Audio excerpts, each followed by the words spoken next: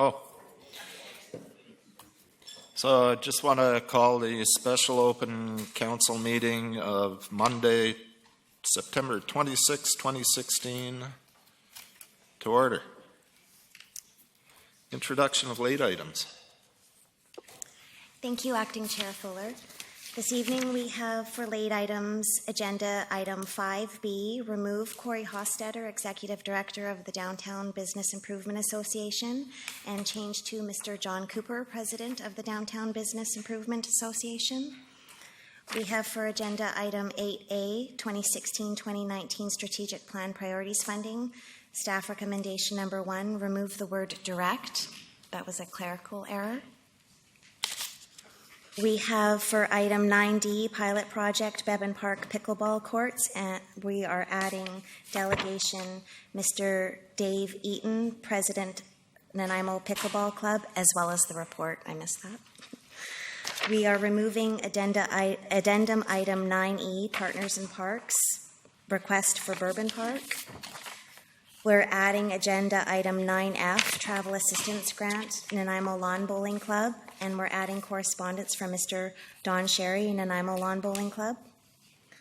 We're adding agenda item 9G, allocation from Housing Legacy Reserve for completion of works at 1597 Boundary Crescent. We're adding agenda item 10A, notice of motion, Councillor Kipp, Nanaimo Timberman, and the 2018 President's Cup. We're adding agenda item 13, adjournment. We're just changing it to agenda item 14, just for renumbering purposes. We're adding agenda item 13A, correspondence, letter from Mr. Sean Swanson, General Manager, Nanaimo Senior B Timberman.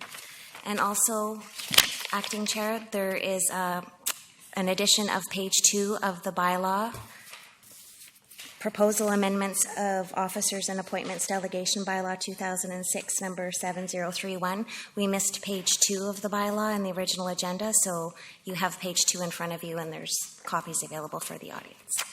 Excellent. And I'd also like to say that we neglected to put core review on this agenda, so we will do that just prior to question period, or if you feel like it at question period, you could ask questions with regards to the core review. So, can I get a motion to approve Excuse me, Oh. I have an issue. Am I on there? Does it show it? You're on there. Thank you. I have a late item. It'll be, I believe, under 11, other business regarding the Orange Shirt campaign. I'll send staff some information on it. Thank you. And move. Oh. Yeah. Councillor Yoakum. Still running nuances of how these meetings and proper formalities. I don't know how to go about this, but I was away in Seattle last week for work. So anyways, I sent my regrets and all that stuff. But nevertheless, you guys had a conversation around bylaws and derelict type properties around commercial sites and whatnot. And I'd like to extend that conversation more so because it seems like we're pretty firm on blackberry bushes encroaching over fences and whatnot, and there's some really derelict sites around the city and commercial. So how do I bring that, or should I send an email, or how do I bring that conversation back to the table? Thank you. Yep. Through the chair, you could bring it back for reconsideration. And because we didn't know about it right now, it would probably be best if you let us know that you were bringing it back for reconsideration. As an absent council member, you have that right to do so.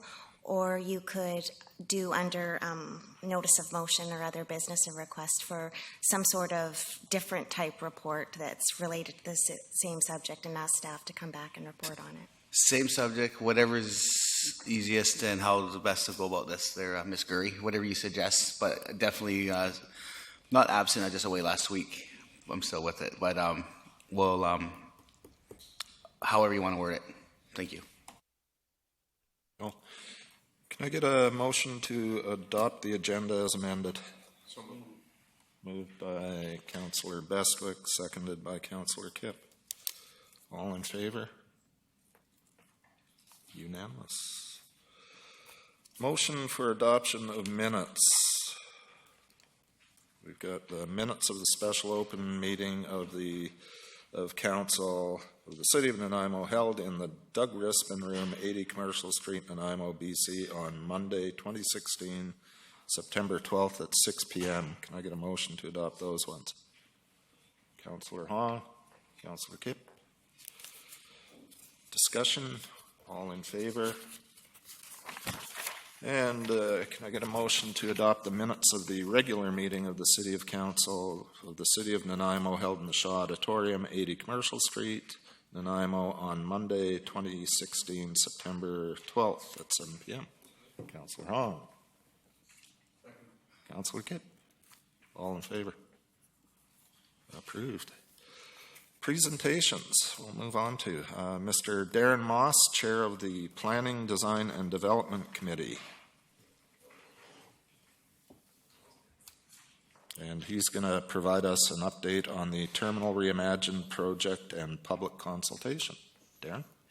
Good evening, Acting Chair and Council members. Thank you for your time this evening. I'm here to present just a brief update on the Terminal Nickel Reimagined process and extend the invite to a couple of events that are coming up. So we're going to be providing a bit more detail on the outcome of the process. So to start with, I'll just give you a real quick background on why the committee started and when it started. So the committee was formed in July 2015. It's a community-led technical steering committee that's represented but through funding from the City of Nanaimo, NEDC, Ministry of Transportation and Infrastructure, as well as the NEDC. Objectives of the committee. We were basically brought up to try to gain a better understanding through citywide public process of what the city's overall priorities were for the stretch of Terminal and Nickel Avenue that starts from about South Street all the way through to Comox. We then set to balance those priorities against some of the very real physical and technical constraints along that corridor to develop a balanced vision. We also wanted to create a multi-phased action plan that allowed this balanced vision to be achieved over time. Our original schedule was set to be completed in April 2016. We didn't make that. We're now scheduled to be complete in November 2016. One of the main reasons for that is we added a public consultation event to get a little bit more feedback, which we'll touch on in a second.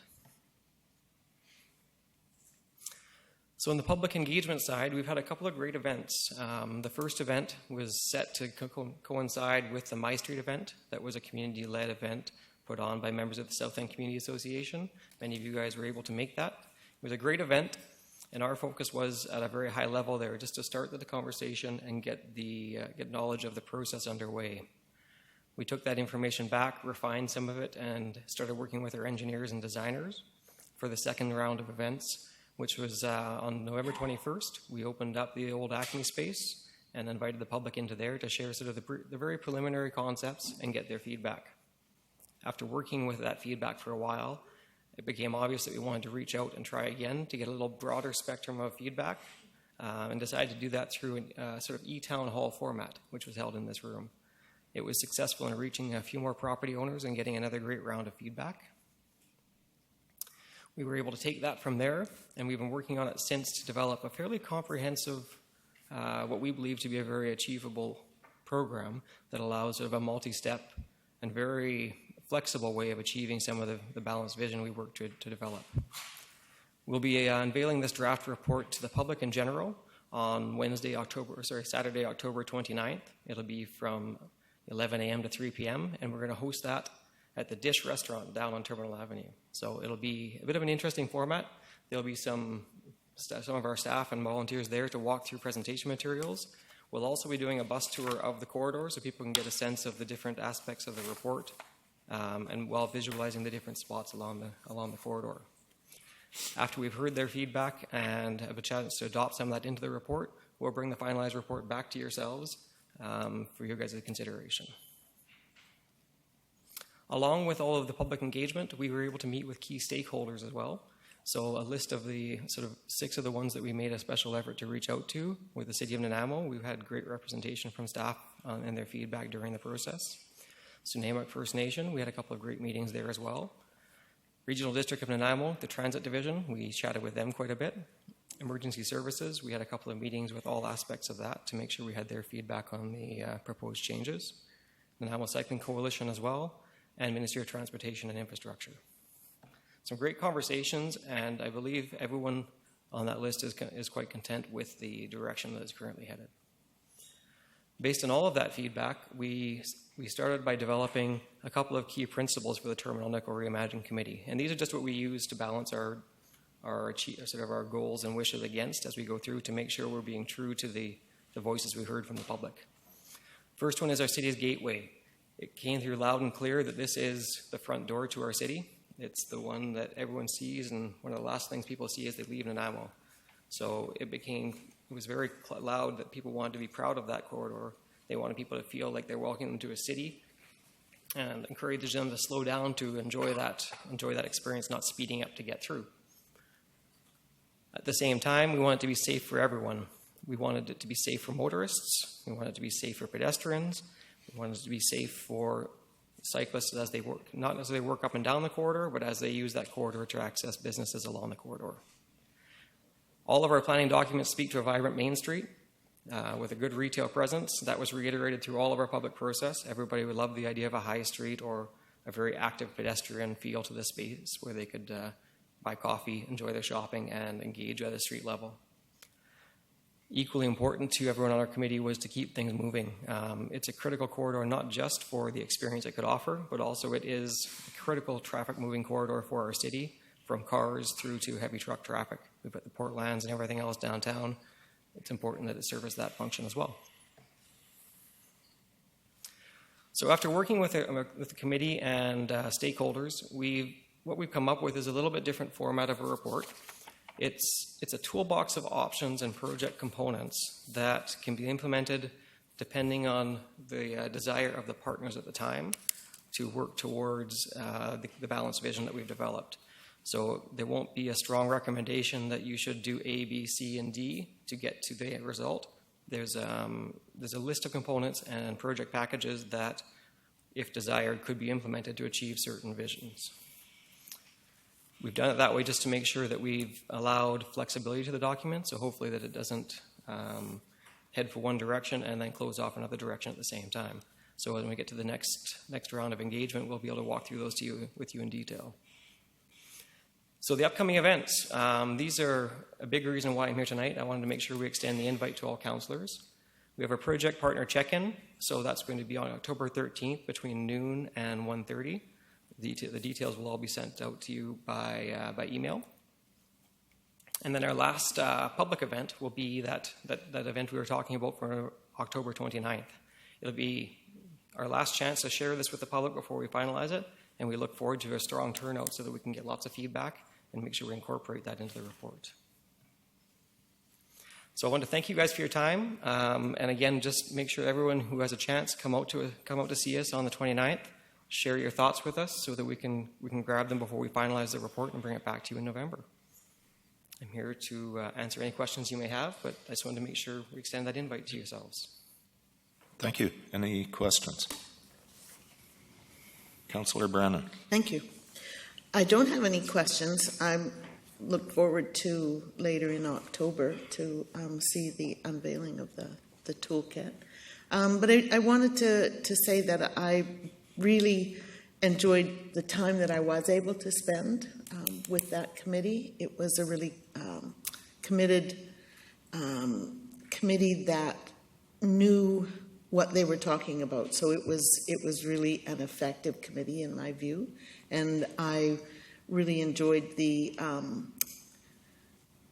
camaraderie that was developed around that table, and so I thank you for that, Darren, because I think you set a tone that was collaborative, and everyone was eager to follow that. So thank you very much. Thank you. Any other questions? I don't see any. I live on Nicholas Street, so I reimagine it almost every day. But I want to thank you for the work you've done as well. So thank you, Mr. Moss. And we now have a delegation by Mr. John Cooper, President of the Downtown Nanaimo Business Improvement Association. These presentations or delegations, Presentations. do they need a receipt of the delegation? It's not on my agenda. Do they, Ms. Gurry? It's not required, but you not normally required. do. Just for delegation. Yes. Doing good. Oh, motion to adjourn. No, I'm kidding. Kidding. Mr. Cooper. Okay. Good evening, Chair and Council. Thank you for the opportunity to showcase some of the great work that has been happening at the Downtown Business Association over the last year. As the DNBA heads into the final 27 months of our 5-year strategic planning cycle, we are really starting to see the progress and momentum that comes from long-term planning. This commitment to a 5-year strategy, when combined with community funding commitments, provides our engaged volunteers with the leadership and resources needed to successfully execute their strategic plans. Talk a little bit about our members, the member programs. The DNBA implements and maintains ongoing programs that are available to all of our members. Each program that we invest in offers opportunities for our property owners and businesses to protect, enhance, or benefit from their investment in downtown Nanaimo. These programs are continued throughout the life of our 5-year bylaw and are in line with our 5-year strategic objectives, which are to, as follows: nurture a positive perception of downtown Nanaimo, increase awareness of surrounding business and amenities, and create a positive environment for future downtown commercial and residential developments, and to support and enhance safety, security, and parking in the downtown. This year, we have already awarded 2 facade grants, one for the Conservatory of Music and another for the Christo Zorkin buildings noted in the above slide. DNBA projects. The DNBA projects consist of long and short-term projects that our BIA committees, made up exclusively of community volunteers, recommend for approval by the volunteer board. Each of these projects is in line with the broader 5-year strategic plan objectives. Some of these projects have been award-winning and noteworthy to other communities across North America, as was the case for our first phase of the Terminal Nickel Street project, which won a Brownie Award from the Canadian Urban Institute. Our free evenings and weekends parking program also won a BIA award from BIA BC. Some projects are near and dear to our downtown business and property owners, such as our 6 signature events and beautification projects like our downtown tree lights. Other projects that the BIA will be working on in this fiscal year are creating a new safety and security program for our members to help alleviate some of the challenges our merchants are currently facing. We'll be hosting the 2017 BIA BC conference in April, which will bring representatives from all over Canada and North America to downtown Nanaimo to collaborate and share ideas on BIA best practice. And we'll continue the work on a placemaking in the Albert Street Plaza near Victoria Crescent and the 6 downtown sites that were chosen for the Downtown Nanaimo Design Charrettes. The Downtown Nanaimo Design Charrettes are a collaboration between the Downtown Nanaimo Business Improvement Association and the Royal Architectural Institute of Canada's Festival of Architecture 2016. This festival is generally hosted in much larger cities, but Nanaimo was fortunate enough to attract 80 architects from all over Canada who participated in a half-day intensive design intervention process aimed at finding ways of developing 6 predetermined downtown sites. The objective of each design was to connect each site to one another and to the downtown center, which was assumed as Diana Krall Plaza. These 6 sites were chosen with the help of the DNBIA's Planning, Design, and Development Committee, chaired by Darren Moss and made up of several downtown property and business owners, select Nanaimo city staff, as well as Dr. Dave Whitty, Vice President of Academics at Vancouver Island University.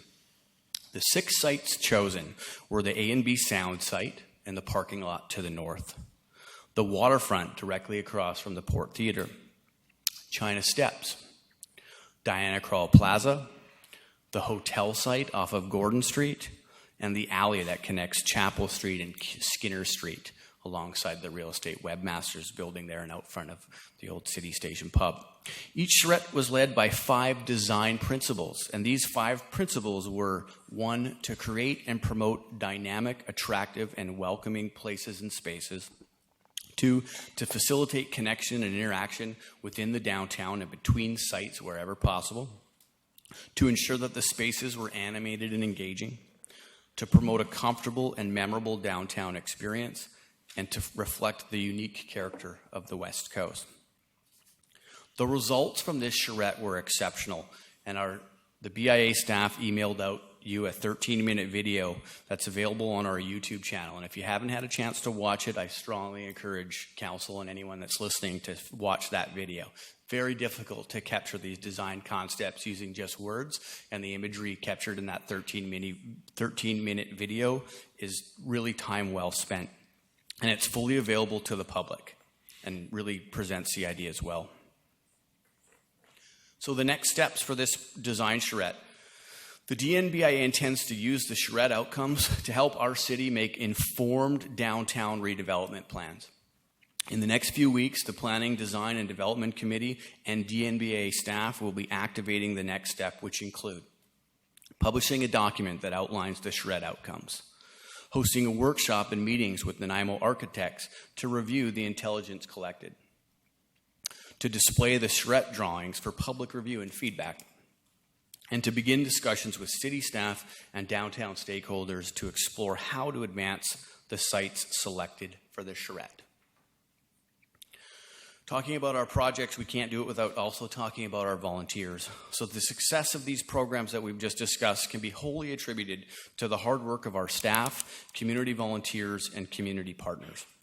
The DNBIA has 4 staff that work very hard to implement the broad mandate of our organization. However, it is clear that it would be impossible managing the mandate without the help of the 11 volunteer board members, 21 volunteer committee members, and 90 special event and community volunteers who have dedicated years of service to this organization. Since 2013 alone, these volunteers have invested approximately 5,000 hours of work with us in various capacities. From creating policies or planning programs to moving event equipment and changing garbage cans during events. These volunteers are the most valuable asset we have as an organization, and this work can't be done without them. We are honored by their commitment.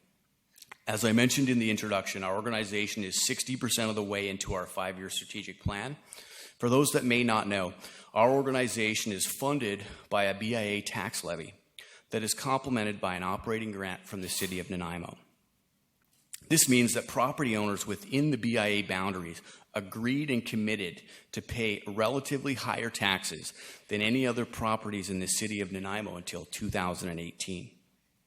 Our members agreed to pay additional taxes each year based on the understanding that this operating grant would be in place for the duration of the bylaw ending in 2018. The 5,000 plus hours spent to date on the planning and execution of our strategic plan is producing results as noted in this presentation, and it is paramount to the ongoing success of our downtown that this momentum continues. Our organization absolutely supports any initiative that produces a positive ROI to the community, leverages community resources, and encourages the discovery of efficiencies to reduce overlap and prevent wasted municipal resources.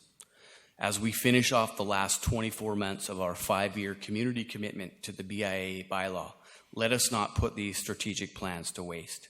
Our board is dedicated to finishing what we started in 2013 and is committed to providing key recommendations for the community to consider when our bylaw comes up for renewal in 2018, thus empowering our members to make an informed decision before agreeing to the renewal of our BIA tax levy. On October 4th, the DNBIA has been invited to provide a detailed presentation to City Council where we will be looking to reconfirm your commitment to the completion of this 5-year strategic plan developed by our volunteer board and committees, and I'd be happy to answer any questions you have about any of the projects discussed here today. Thank you, Mr. Cooper. Do we, Councillor Yoakum? Thank you, Mr. Chair. Thank you, Mr. Cooper, for your presentation, and to your yourself and your volunteers on your board. Thank you. Some questions I have, because DNBA, of course, it's no secret, it was came up in the core review, and we're going to have a hard conversation around that conversation on that subject, I mean. So the question I would have as I'm mulling around in my process on this is, you mentioned the tax difference from the businesses involved in the DNBIA and a business has not. What is the tax difference? It varies from property to property, so it's based on that property's assessed value.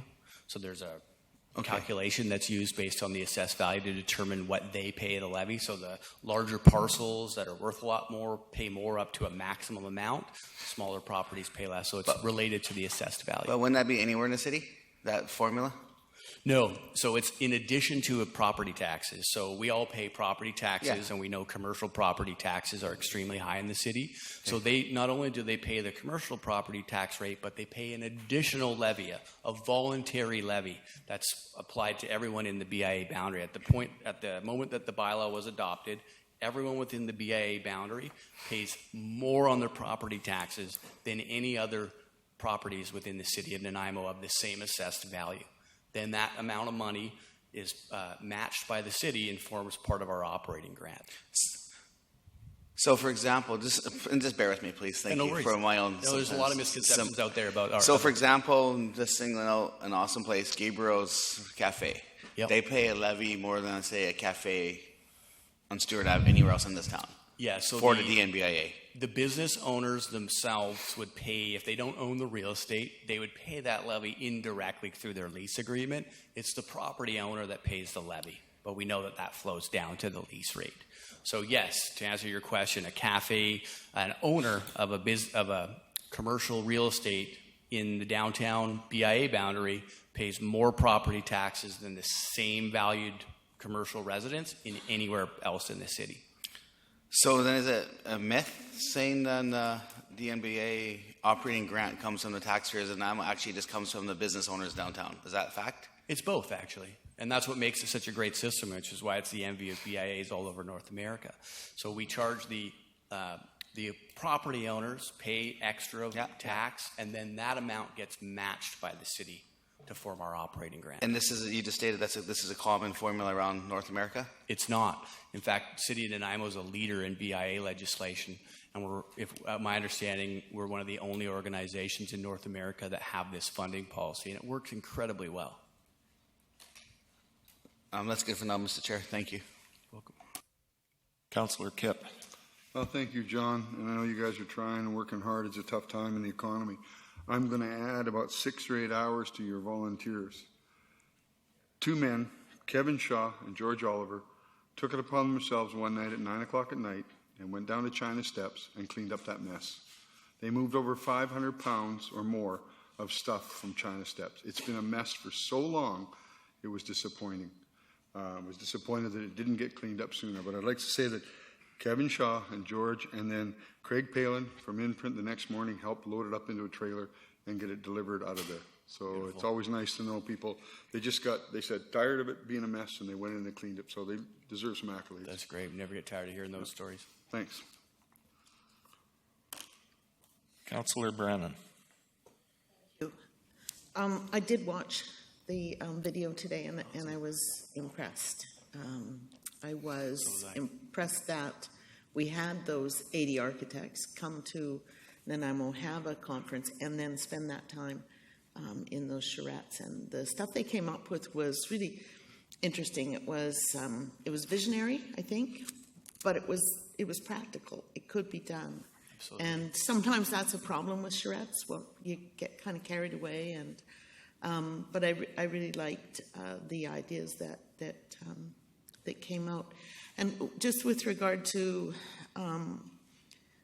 the taxing structure, that's been in place, well, for over 10 years, maybe 15 years. Yeah, we did our second renewal in 2013. Yeah, and I know that there's some debate about whether being, one of the few in North America that does this. But for me, that debate generally fails, because I think that it's it's an example of the kind of leadership that we have here and the kind of awards that we've received for providing that kind of leadership. I think other communities look to us and see the value in the kind of tax structure we have, in the help that we have given as a community to our downtown.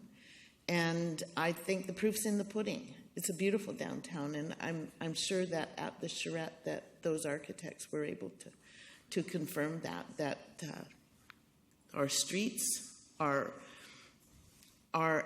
stunning. I'll tell you one small story. The leader of the official opposition came to town a couple of years ago, and I was with him on Commercial Street, and he said, "This is the most beautiful little street that I've seen." And then he talked about why it was beautiful. And I think that that's important to share with people, that if you come from outside of town, you look at that downtown, and it is wonderful. And I think that the BIA has an awful lot to do with that. So I just didn't want to let you go without saying that. Thank you, Dan. I appreciate that. Ms. Samra. Thank you, Acting Chair. I just, one of the reasons why I worked with the DMBIA to invite them to present on the charrettes this evening is that in looking at the core services review, there's overlaps between the DMBIA, VICC, and NEDC when you're looking at marketing conferences and destination marketing for the community, and some of the charrettes could they're interesting ideas for beautification of downtown and creating that atmosphere that draws people to come to conferences and to come to the community. So it's really just putting in front of council the importance of the interplay between each of these organizations, and that the recommendations and decisions that you'll be making, staff will bringing to you in an integrated manner, so that you're looking at all the aspects of the community and what can be done, and how each of these different entities provide a different sort of support and service to the community. Councillor Yoakum. Thank you, Gordon. Now, Mr. Cooper, not to belabor this, and I'm going to be crystal clear. I'm not, because this is a hard conversation we're going to have, so I'm asking some hard questions for myself when I got to make a decision. It's about $250,000 from the taxpayers, around ballpark. I think, I don't know verbatim. Is there a way in that levy we could make up that a percent in that levy, whatever that levy, not whatever, the process you explained to me, sorry, I don't want to disrespect it, the levy you discussed with me to make up that $250,000, so it wasn't on the backs of the taxpayers, but backs of the businesses that want the DNBA to flourish more so? And I'm not implying I don't want it to, so I want to be crystal clear on that. Yep. That's a question I have. And secondly, and my questions aren't saying I'm yay or nay, I want to be crystal clear, but I am going to think about this, because this is going to be a hard conversation and a hard decision. If we're winning awards on this model that's apparently everyone's champion, not here, external, internal, out of Nanaimo, why is no one else modeling this then? Like, it's easy to say, oh my God, I love that model in Nanaimo, let's do it. And I hear we're only one in Canada, or someone mentioned North America or Canada. So those are my two questions. Mm-hmm. Where can we fill the gap if we had to? Is that $250,000 off the taxpayers? And secondly, why aren't people jumping on this ship? Just two sort of hard questions. Thank you. Second question, I'll answer only to say that I think every groundbreaking project at one time stood alone. Okay, so I believe we're spearheading BIA legislation that I think will become the model for the future. You have to look at, as a community, how much weight you put in your downtown. So when we look at the city of Nanaimo, if you were sending someone to Nanaimo that had never been here before, where are you going to tell them to go? What are you going to tell them? What's a Nanaimo experience to you? And we like to think that the downtown is a big part of our community's identity. We like to think it's the heart of our community, and it's where the character of our community lives. And so do we as a community want to prioritize our downtown? And if we do, then I think the bylaw, the way it's currently being applied, does that. Does everyone in Nanaimo stand to benefit from a thriving downtown? I would argue that yes, we do. Why then would we burden that revitalization just on those that have taken the risk of making investments in the downtown? Everyone in the community stands to gain by a thriving downtown. certainly the property owners also stand to benefit. So in my opinion, the way that we currently apply the tax levy, where we charge every property owner extra and then match that $250,000 with the rest of the city, I think it's the perfect combination of giving those that stand to benefit the most pay the most, but the whole community pays a little bit, because we all stand to benefit from a thriving downtown. Thank you. Yep. Great question. And I see no more people in the queue. I just want to say I'm in the downtown core every day. I wander the downtown, and I have to agree, it's a very it's a great downtown. It has an eclectic mix of people that hang out in it, and you put aside the burned out buildings, the boarded up stuff, the fact that 2 citizens had to go in and clean up an area at the China Steps. You put all that aside, we have a great downtown. I'm looking forward to the outcome from the Diana Krall Plaza charrette. This isn't the first time one's been done, and I'm hoping the DMBIA will implement some of the solutions for it. So thank you. We'd like to. Thank you.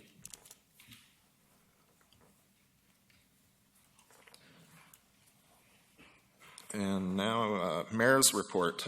Don't have a report. However, I do want to let people know that Mayor McKay, Councillors Pratt and Thorpe are down in Victoria at the UBCM, the Union of BC Municipalities. They're ensuring that Nanaimo has a presence in Victoria, while the rest of us are up here holding this meeting. Just in case anybody was wondering why 2 councillors and the mayor wasn't here. Administration. Oh, Councillor Hong. Thank you, Acting Chair. I actually just wanted to welcome Ms. Jane Armstrong. That was next on my agenda. I was going to ask Ms. Samra to introduce our newest staff member. Thank you, Acting Chair. We weren't sure if Ms. Armstrong was going to be able to join us this evening, but she's joined us now as the city clerk, and she's going to be transitioning into the position over the next few weeks. And at our next council meeting, we'll have a full introduction with her bio and background so we can share that with the community. And I think at this time, I'd like to thank Ms. Gurry for the work that she's done over the last several months in providing leadership to legislative services as we transitioned through some corporate organizational changes. And I know that everybody's very excited about having Ms. Armstrong join us and provide the leadership and experience that she has. So I'm looking forward to working with her, as is most of the senior management team, and I'm hopeful also council. Welcome aboard. Yep. Yes, definitely. Thanks, Mrs. Gurry, for the work you've done in the past, taking that role on and holding it until someone else came along to fill it. Doing an excellent job. Corporate Services 8A, 2016-2019 Strategic Plan Priorities Funding. The purpose of this report is to secure partial funding approval for certain priority projects identified in the 2016 to 2019 Strategic Plan. Does someone want to make the motion that's on the table? I also move that the budget of $200,000 initially approved for developing a new strategic plan toward preparatory work required to implement some of the priority projects identified in the 2016-19 strategic plan. Do I have a second? Seconded by Councillor Kipp. Discussion. Councillor Brennan. Thank you.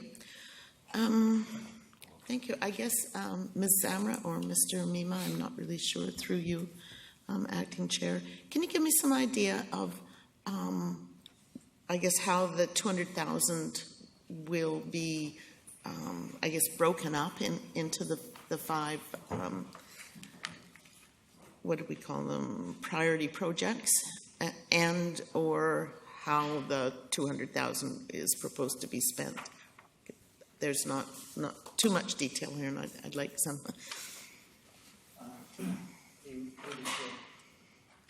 Through the chair, just one comment, just to provide context. My report, I guess I did it rushing.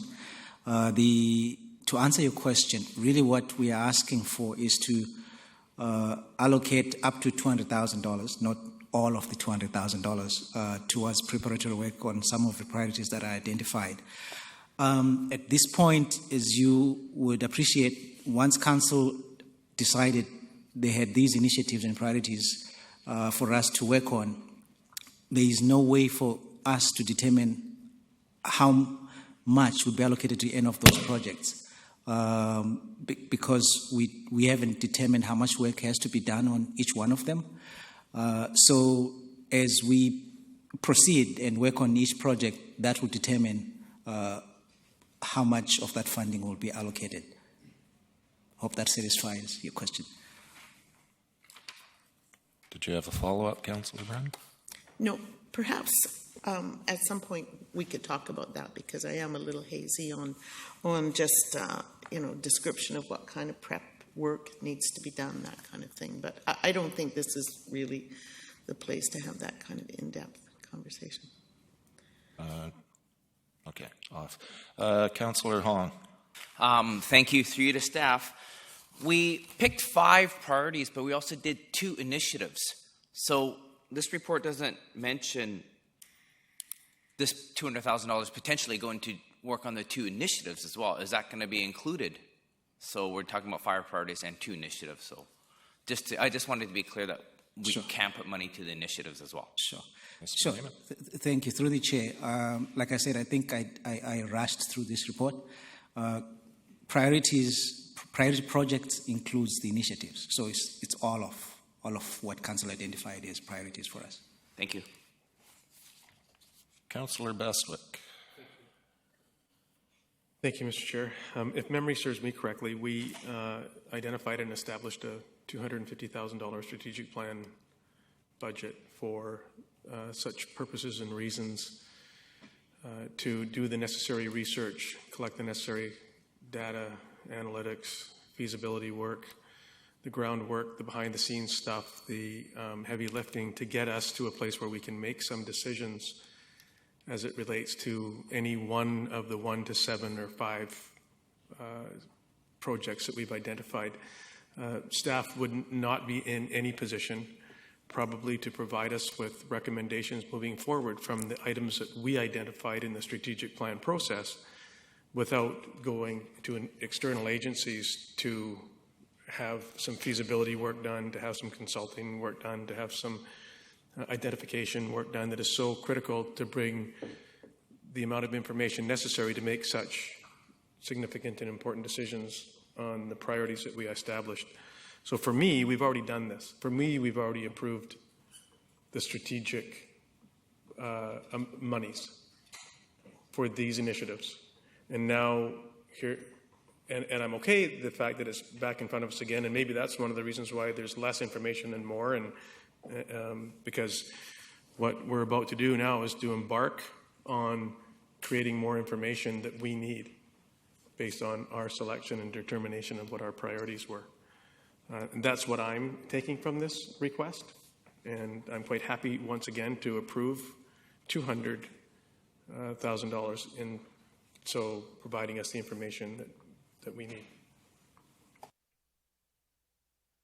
Councillor Kipp first. Thank you. I just want to remind us that One Port Drive in South Downtown Waterfront was one of our projects. Bevan Park Facilities Redevelopment, the master plan, Sports and Entertainment Center, Waterfront Walkway, Georgia Avenue, pedestrian and cycling bridge over the Chase River. And then the initiatives were the Affordable Housing Initiative and the property acquisition. So with the end of our strategic plan in 2015 that really wasn't carried out, we're highlighting this now and building on the foundation that we started with that. We've put together those priorities and added, what was it, economic health, environmental responsibility, social equity, and cultural vitality, and we added that 5th, active lifestyle. So I'm sure we're going to have to develop stuff on active lifestyle on it, and I guess that's why I have this stuff at my fingertips, because I've been pushing the strategic values and plan for 5-6 years now. So this is what I think it's headed for to help develop this. So I support the motion 100%, or 200 million%. Thank you. And staff? Nothing? Okay. Seeing no more questions or comments, could we have a vote on the motion? All in favor? Opposed? Unanimous. Carried. Next on the agenda, property tax exemption bylaw, and the purpose of the PTE bylaw is to exempt certain lands and buildings from taxation. It's being brought forward this evening for council's consideration. So move the staff recommendation that council receive. For information, the report pertaining to property tax exemption bylaw 2016-7231. Seconder? Councillor Kipp. And then Councillor Brennan. Thank you. On the second page of the report, down in closer to the bottom of the page, where it says organization, and then on the other side, address. So just under there, it says, with the above changes, the total permissive tax exemptions are estimated to be 1.1 million, a decrease of approximately 350,000 over 2016. And so what I'm wondering is if that decrease is as a result of the city of Nanaimo withdrawing tax exemptions, or is it mostly a result of the provincial statute exempting?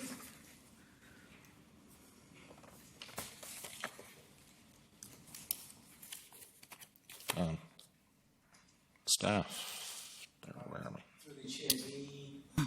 The changes are a function of a number of changes. Example would be the way the PTE works. It's not granted forever. It's granted for a period of time, and that's a change that council has put in place.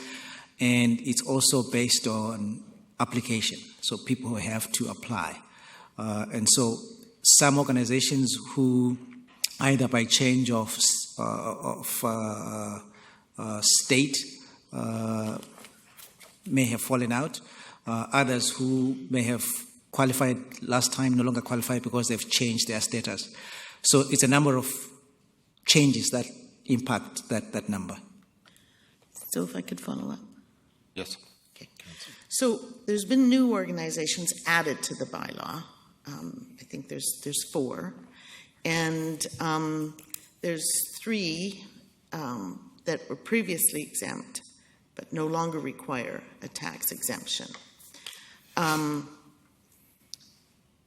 And then in addition to that, there's 3 organizations that don't require it because of a statutory change.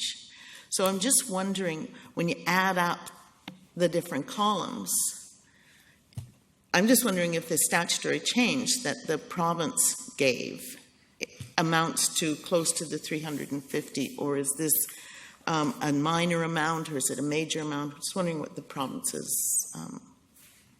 has done here. So through the chair, I don't have any specific contributions from those streams that made the contribution. I can provide that in an email for council consumption. I'd be interested in knowing. Sure. Thank you. Councillor Yoakum. Thank you, Mr. Chair. I'm going through this and not being on this committee. I value the good work and hard work and going on to this. And with the core review again, which is happening, sooner or later we're going to have a cap on this. We're going to have a cap on this, and maybe it's not guaranteed every year. I'm not going to single any organizations on this massive list, but 1,452,000 exemption. Of course, it's warranted, and I'm not saying the number's not warranted, but the reality is we're going to have to cap this one day. I know it's gone down 300 and whatever there, down 350, around 350 from last year. But nevertheless, we have to cap this and have those hard conversations, and maybe have a category of maybe not 100% tax, and like have a chart or some sort of you pay some percent or whatever. But anyways, I'm rambling here. I'm not being very articulate, but sooner or later we're going to have have a cap on this, and sometimes these groups are going to pay a user fee, because we just heard an example. with the gentleman who was right there, we're talking about $250,000 around there that's advocating enhancing the city, and we got to have a hard decision on that. And then then we're talking about here $1.something million. But nevertheless, I'll leave it at that for the future conversation, hopefully. Thank you. Councillor Bestwick. Thank you. I just wanted to follow up on the dialogue and the context and the narrative of the conversation. Organizations have the opportunity to make application. The Grants Advisory Committee goes through each and every one of those applications for their merit and whether or not they qualify or don't qualify. And it's not really subjective. If and I'll just use an example that's inside our package, that the Squash Club on Wallace Street, there's a portion that it receives a tax exemption and there's a portion of it that does not. Churches, there's portions of their properties that receive the tax exemption, there's portions that do not. And when the Grants Advisory Committee, which this probably is one of the most difficult tasks of any member of council and on this particular committee, to vet and weigh and go through all of this information that's submitted to ensure that it's not meant to be penal. This isn't to take anything away from somebody or not to give somebody something. If we don't have a budget for this, we don't set a budget amount and make a statement that we have up to this amount for permissive tax exemptions. Maybe we should, maybe we shouldn't, maybe we will. But at this point in time, is it so those are my comments.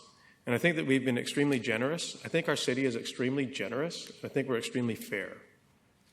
And I think that that's probably what our community would ask us to be, is generous where we can, fair where we can, tough love sometimes, and addressing the needs. And in many of these cases, we wouldn't get the services back that we get from many of these organizations. So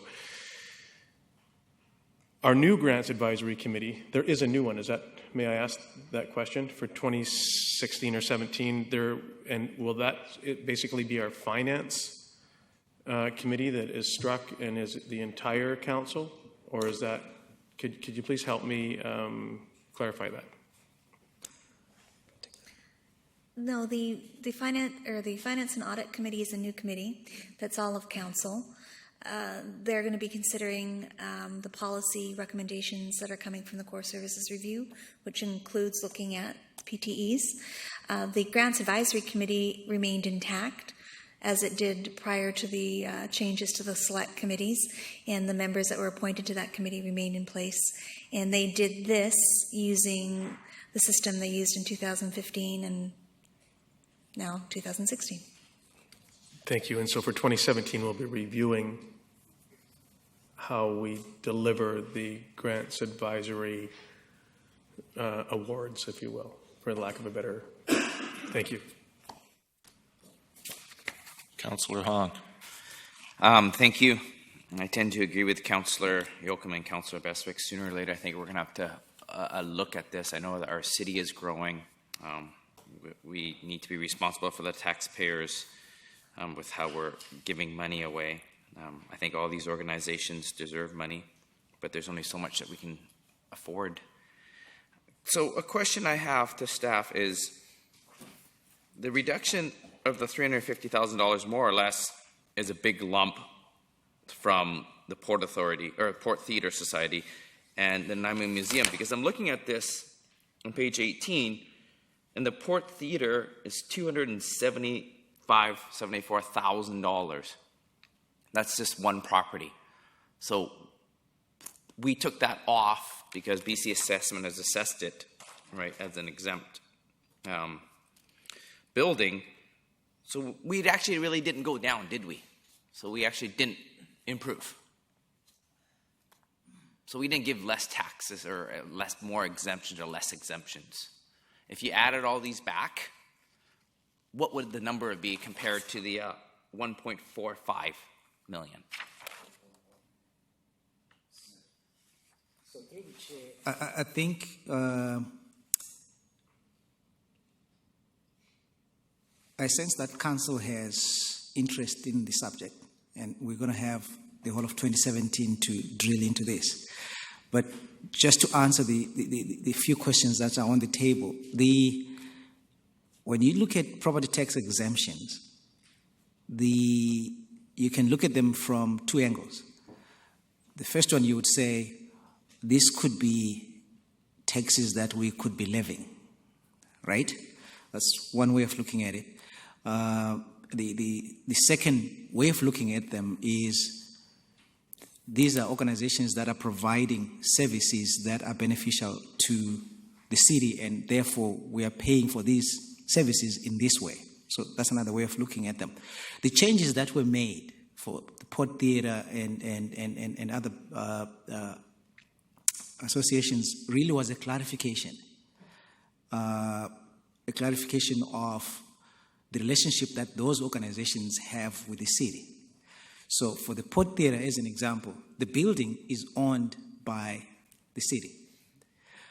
And the Port Theatre is providing a service on behalf of the city. So the building, as it sits, it is being used for municipal purposes. Even if it went the Port Theatre and us using the building, we would not be collecting any taxes. And so we have this unfortunate transition where we get this clarification, and it might look as if there's a huge cut, but really it's a clarification of a tax that we would not be receiving anyways. And so, as the CAO said, we will be getting into clarifying some of these things as we look at revamping the property tax criteria and stuff like that. And the committee is actually raring to go, and we're just going through this process, and in January we'll get back into this conversation again. Thank you. Councillor Kipp. Really interesting to me is the value for dollar that we're getting. And when I look at the list on page 18 of the churches, the senior citizens, community care facilities, I try and think of what is the value for this. We talked today to a group that's been going for 10 years, or they talked to us, $250,000 a year for 10 years, $2.5 million. What have I got for that? NEDC, 6 years, $8 million. What have I got for that? Tax exemptions, $1.4 million for 10 years. That's 10 million, 14 million. What could I do with that? And how do I value what those groups service in my community? And that's what I think is always missing from our calculation. We all have this vision that there's a help and it's doing things, and I don't want to put just a dollar value on it. That's why I like this sort of triple bottom line, the environment, the economy, and the social equity part. Are these people serving children? Lots of the nonprofit groups do. And the investment we do in that, and I know a lot of this money, they can use it for anything they want, and it's, like Victor said, or staff said, we wouldn't collect this money from the Port Theatre anyhow, so it's kind of a nebulous number. We would pay zero and we would get zero back, or we'd have to pay it back to ourselves later. And I think when you look at 1.4 million out of that 200 million, it's not a huge percentage, but what we need is a way to value what that is. And what could we do with that money, and what do we get for it now? And that's the thing for me. It's that social value. How do we value it? Different people will value it differently. But I know from my own perspective, the community care, the nonprofits, the parks groups, the Port Theatre, they do some service in the community. How do we value it? So I think that is a greater conversation we need to have, especially when you look at the living wage of around $17 or $19 an hour. How do these nonprofits help with that and make it better for people with families? So I don't think it's like, we give a lot more money away. What could I have done with that $4 million Colliery Dam thing? Sorry, I get that in as much as I can. Thank you. Thank you. And seeing no more in the queue, I just want to say that the 350,000 that's no longer there, decrease, is approximately 24% of what that $1.4 million was. But we're not getting all of that back because of the the ones that are now classified as statutorily exempt by BC assessment. So do you know approximately how much that would be of that $350,000? Through the chair, that's the commitment I made. That will provide that to you in an email. That provides you the breakdown. Thank you. Councillor Kipp. No, I called the question, that's all. All those in favor of the motion? Opposed? Carried. So I'll move the bylaw, property exempt bylaw 2016, number 7231, to exempt certain lands and buildings from taxation, past first reading. Any discussion? All those in favor? Opposed? Carried. I'll move property tax exemption bylaw 2016, number 7231, past second reading. Councillor Kipp and Councillor Bestwick, any discussion? Seeing none, all those in favor? Opposed? Carried. I move property tax exemption bylaw 2016, number 7231, past third reading. Councillor Kipp and Bestwick again. No discussion.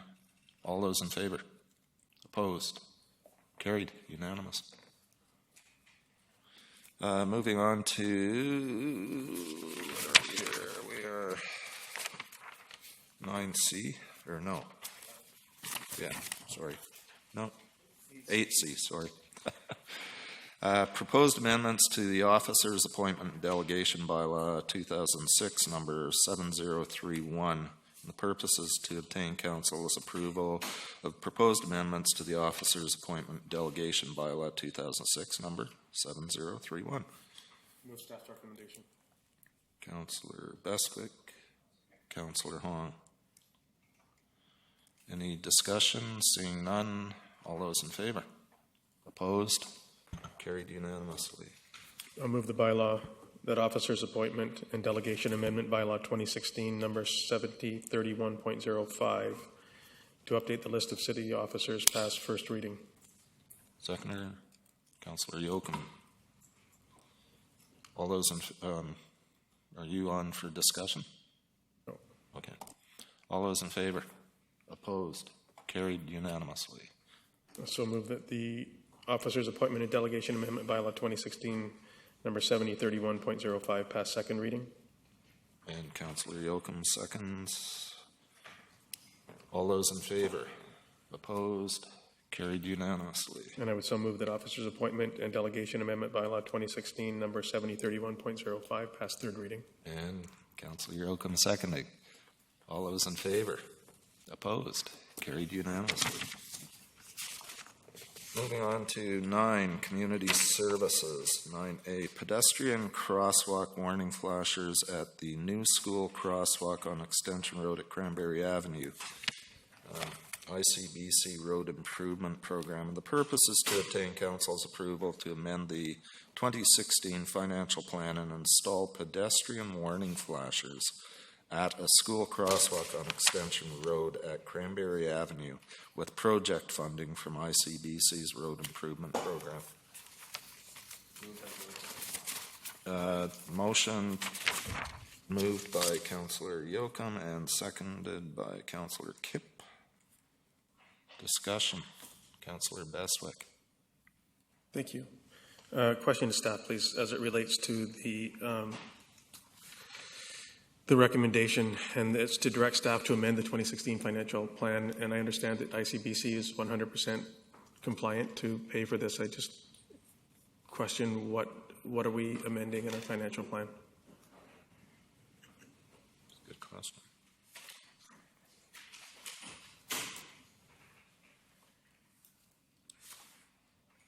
Do we have a staff member going to answer that one? So the motion is, the recommendation is to amend the financial plan. And as I read the body of the text, it's that ICBC will pay 100% for this crossing. What are we amending? Okay, through the chair, from a governance perspective, there's two things at play, and they are all going to be, I think, clarified once we get a budget amendment policy in place that provides us with some thresholds. But what's happening here is we obviously have a new project that we are embarking on. The funding will come from ICBC, but if we don't bring this to council so that we can amend the bylaw itself, we would be spending, yes, we'll be spending money that's coming from somebody else, but we will be undertaking a project that's not been received and blessed by council. So from a governance perspective, we need to bring that in front of you to say, we are going to embark on this project, because if you do not provide that oversight, then we can go on and do some other cool stuff that we think is important. At the expense of that, we would rather bring that in front of you. And unfortunately, when you look at it, it may look like it's a small amount, but until we address the thresholds, from a governance perspective, it is proper that that amendment is done, and council actually blesses us in providing that. We are lucky in this instance that the funding is all coming from the third party. In some instances, there's a share, where it's a 50-50 or 70-30. But this is more of a governance process. Okay, thank you. I still don't understand what we're amending, but nonetheless, my second question is, does ICBC, and this might be for our transportation department, not finance, does ICBC have a list of priority crosswalks or intersections that would qualify on an annual basis or more than an annual basis to provide flashers or otherwise in other locations that may be equally concerning? The way this process works is that each year we undertake projects in the city, road improvement projects for various reasons. And we submit, generally we'll submit actually all of the projects we do, or the majority of them, to ICBC for their consideration under their road improvement grant program. And what they're looking for is projects that improve road safety. So projects that improve road safety quite a bit, we'll get more funding for. Projects that are more capacity related or other issues related, we might not get as much funding. In this case, ICBC looked at this new crosswalk, and they identified that they wanted to add flashers to it, and they said, if you're willing, we're willing to fund 100% for the flashers. So it's just, we did an application for a grant for this project, and they came back and said, we'd like to add some more scope to it. And we said that would be good, with the blessing of council. Follow up, please. So we identify crosswalks or intersections for safety, and we take that information to ICBC, and we say, and this isn't a new road, this isn't a new improvement, I'm speaking to existing roads that have crosswalks on them that are unsafe. Who decides what is a priority crosswalk for flasher safety qualifier? Us identifying them and then taking them to ICBC, and they choose to support us financially or not? Or is it some other methodology? Because all I'm trying to find out is, do we have more than one location that we consider to be needy of flashers? And I can think of several where there's been serious pedestrian vehicle accidents that have taken lives. So I just want to clarify something. This list is driven by projects that we actually did this year as new projects. So in this case, we had a single crosswalk mid-block at this location, and that was replaced now by two crosswalks, one to the north and one to the south of that location. ICBC, even though there was one crosswalk there before and it got relocated, they still considered the resulting two crosswalks as new construction, and therefore they reviewed them both for potential grant submission. So it's the projects that we do each year that form the list. If we improve an intersection in 2016, and then that project we will submit for a grant application at the end of the year or through the year. It's not that they're picking which intersections to put flashers on, it's that we did some work at that intersection, so then we submit for effectively a retroactive grant process. Thank you. Yeah. I appreciate the explanation. So I think this is a good thing. I'm not trying to be picky. This is a good thing. But I want to find out how we can get more flashers installed on City and Nanaimo streets where many would consider them to be unsafe. And if there's a way to do that, to get on the priority list or to get a list or to create a new project that's not going to cost us any money because they're going to potentially fund it, then and some other agency, a third party is going to pay for this, great. I just want to know, how do we get more of these, not occasional flashers? And if it's only $15,000, if $15,000 is the price tag, I'd like a list of all of the crosswalks that could be considered if we had to pay for it, and not get support from a third party, because as I say, I think that there's several that are dangerous, and it's not the first time we've had this conversation. Thank you. Councillor Kipp. Thank you. Yeah, it's an excellent thing. The flashing lights are, if transport staff can help me on this, the dangerous part, some people think you just push them, they start to flash and you go, but it's to warn people. And that's one of the concerns, I guess, that I have with them, that people are educated too, that this is to warn traffic that someone's out there. And also just up from this intersection up at Lenwood, there was a concern. There's a bus stop, no sidewalks on the, I'll say going south on Extension where Lenwood Road is, and it's the same thing. Little kids are crossing to go to the schools, both directions, because they go up and down to the schools there. And there was a concern about that too. So those are the type of things I like to, like Councillor Bestwick, get them added to a list so we can look at them. So I'll forward that again to staff. I appreciate projects like this, and it's nice for ICBC to kick in. Councillor Hahn. Thank you. Great project. So, do you think if we get a contractor to do the one up north, we can get it done for 10 grand? If we kicked in 10? Up north? Well, the second crosswalk, I guess. So both crosswalks have flashers. Oh, so the crosswalk that we're doing is the northern of the two.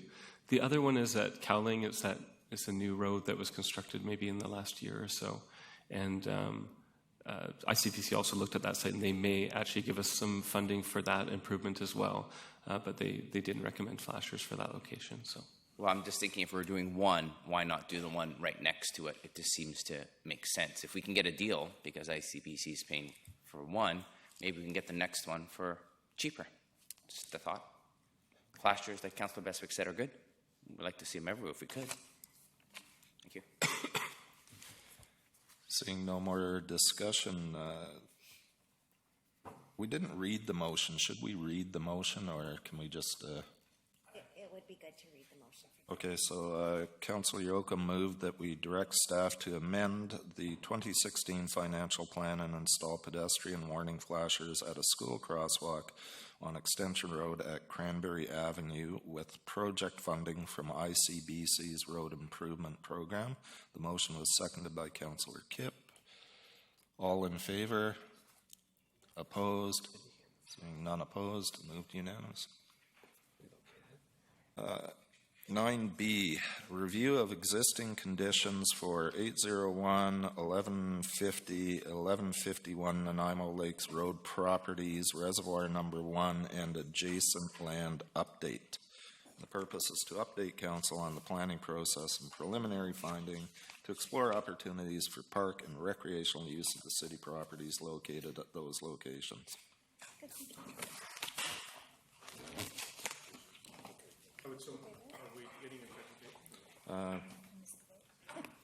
We are getting a presentation.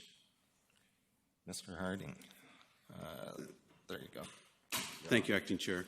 Just we wanted to give Council an update of some of the work we've done over the last couple of years on the property, particularly the environmental assessment and the archaeological assessment. Rob Lawrence will do that in a second. And then we're just looking for Council's direction for moving forward with the public planning process. So So I'll turn it over to Rob.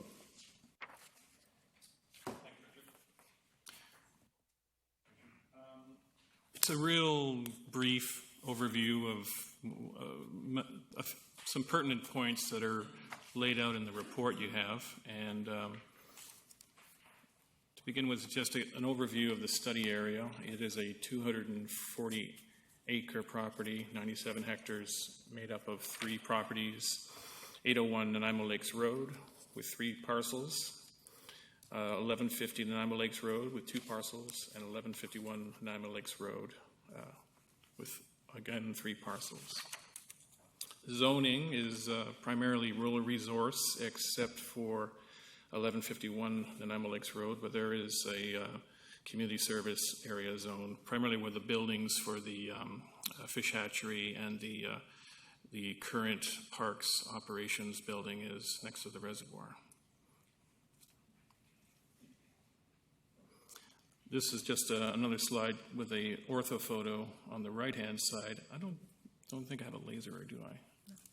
On the right-hand side of the property, the Trans-Canada Highway, or Trans-Canada Trail, my apologies, is located there. Toward the south is actually a hydro right-of-way, as well as a natural gas line with a pump station. And in the upper left-hand corner is the location of the old fish hatchery building and the parks operations and utilities building. So much of the work to date was completed under Stage 1, which was approved by Council in July 2012, which was a review of existing conditions, which included a base mapping and a review of base mapping, an archaeological assessment overview, a biophysical site inventory, which had included a review of existing trails, wildlife, and vegetation populations, and environmentally sensitive areas, and a review of current site uses.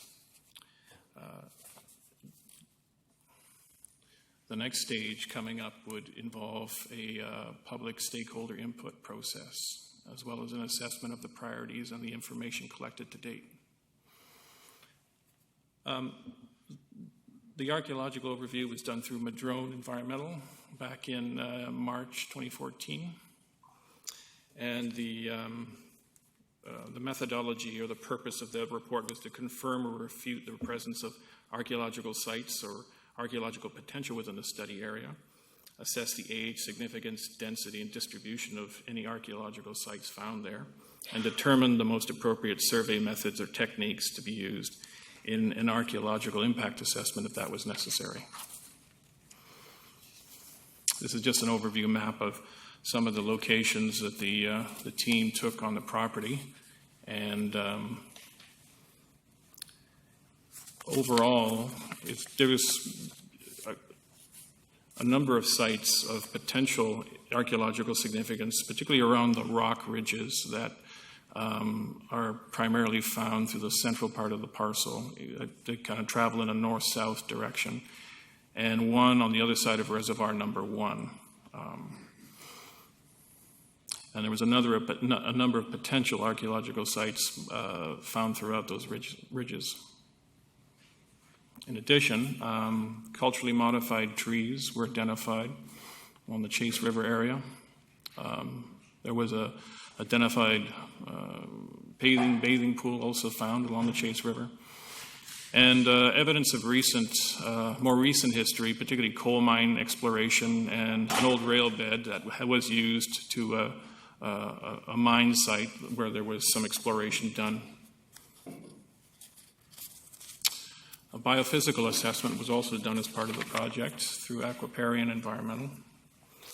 And their methodology, again, was more of a desktop review to begin with, reviewing current government databases on environmentally sensitive areas and species at risk, and a site reconnaissance of the property to document existing habitat conditions. And again, they found a strong number of potential significant ecosystems and associations with a number of species along those same rock ridges and along the Chase River and the riparian area. So at the end of the day, overall, they found at least 10 species of mammals, 27 species of birds, and 3 species of amphibians. And species of conservation concern included a blue-listed Townsend ear bat, which was actually, there he is, up in the upper left or upper right corner, looking down. 2 species of birds, great blue herons, northern pygmy owl habitat, and amphibian species habitat, primarily in the wetlands that were identified, and that would be for the particularly of interest for the blue listed northern red-legged frog. Also, potential habitat for blue and red listed species for purple martin, northern alligator lizards, particularly on those rock outcrop areas. And there's an example of an alligator lizard in the lower left, and a Queen Charlotte grosshawk bird species.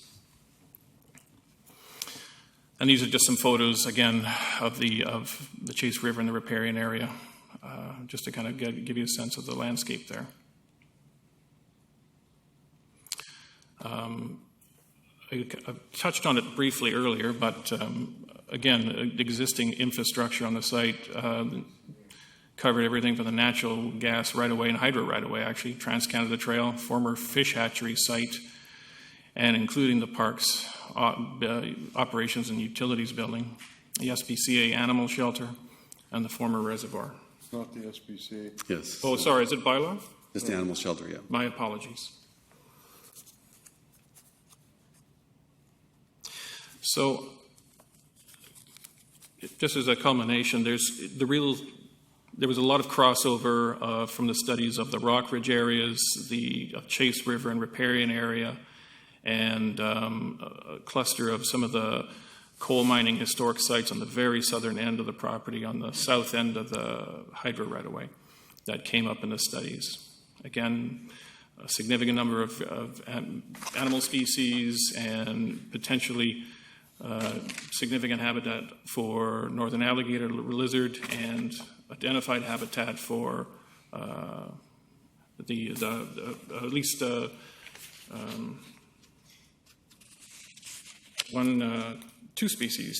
red listed species here. One thing I wanted to touch on, though, there has been some emerging issues that have come up, of course, as the stage 1 process is carried on, and it's identified in the recommendation, is that we actually look at an opportunity to consider a review of this data that's been collected to identify more specific sites on the property that could be considered for non-park uses. And that is something we are recommending in here as part of the stage 2 process as we go forward with the public review. Another emerging issue that's come up, of course, is the Nanaimo Search and Rescue's appearance before council to propose or request a home for them, potentially on this property, and a private request that came through Parks to establish a cable wakeboarding system, particularly looking at Reservoir Number 1 as a potential site for that, as a recreational area. That concludes this presentation, so unless anyone has questions or comments they'd like to make. Councillor Beswick. Thank you very much, Mr. Harding and Mr. Lawrence. I really appreciate this report. I just have a couple of questions. Have we undertaken a similar review as this for the Lindley properties most recently purchased? Have we done that identifies the the mammals and the species and the birds and the amphibious habitat and all of that? Have we done that there and received a report that would outline same? Okay, you can. Okay. Am I on there? Yeah, thanks, Councillor Beswick. We're just starting with the tendering process for that right now for consulting work. As we will do that for a year, we'd like to do a year study with that. So that's started now. We did similar process when we purchased called Lake Park a number of years ago. So we have all the data for that. Now we'll do that for Lindley prior to going out to doing any other public consultation. So we'll try and get that base information just like this prior to doing any more planning out there. Thank you. So is that something that we've already approved to be done, and it's being undertaken, going out to tender now, and there's a date for that to close and a date for us to receive a report like this one? Correct. Council's approved the funding for the planning process for Lindley Valley, and we're starting the environmental work. Okay, thank you. That's underway right now, the tendering process. Okay, thank you very much. And I'm anxiously looking forward to that. I have a couple of questions. The recommendation is to receive the report. That's I like the report. But number two, direct staff to undertake an opportunities assessment on the property to identify portions of the lands that could be considered for park and non-park.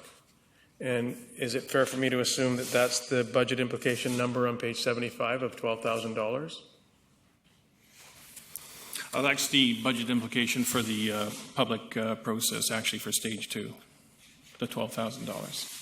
The assessment would be an in-house assessment done by staff to do a review of the existing information we have available here and identify specific sites that have the least impact given the results of these studies that have been done up to date, and then provide that for information back to council as part of stage 2. Okay, so thank you. So at what point would embarking on the public engagement phase of the planning process take place? It would begin in October of this year. Sorry. Yeah. Okay, so then, and I'm sorry about this, but so we're going to direct staff to undertake an opportunities assessment based on the information contained in this report. Correct. Yeah. And then, based on the information contained in this report, you're going to come back to council with what the opportunities assessment tells us? At the end of stage 2, with the information from the public review. So there's a $12,000 cost to go to the next stage? For the public stage, yes. Okay, because that's not, it's in the body, it's in the context of the report, but it's not telling me if I approve to direct staff to undertake this. And I don't know what the costs for that are, other than the only place that it tells me is $12,000. And that's fine. I'm okay with it to take it to the public after we've created the data and the analytics and all of that good stuff of what could be park and non-park and different options that we internally think we could do. Then we're going to take it out to the public and tell them, or ask them for input on what they think we should do based Correct. on... Yeah, and that would all come back here. Okay. And maybe you could just help to identify for me what is park and non-park.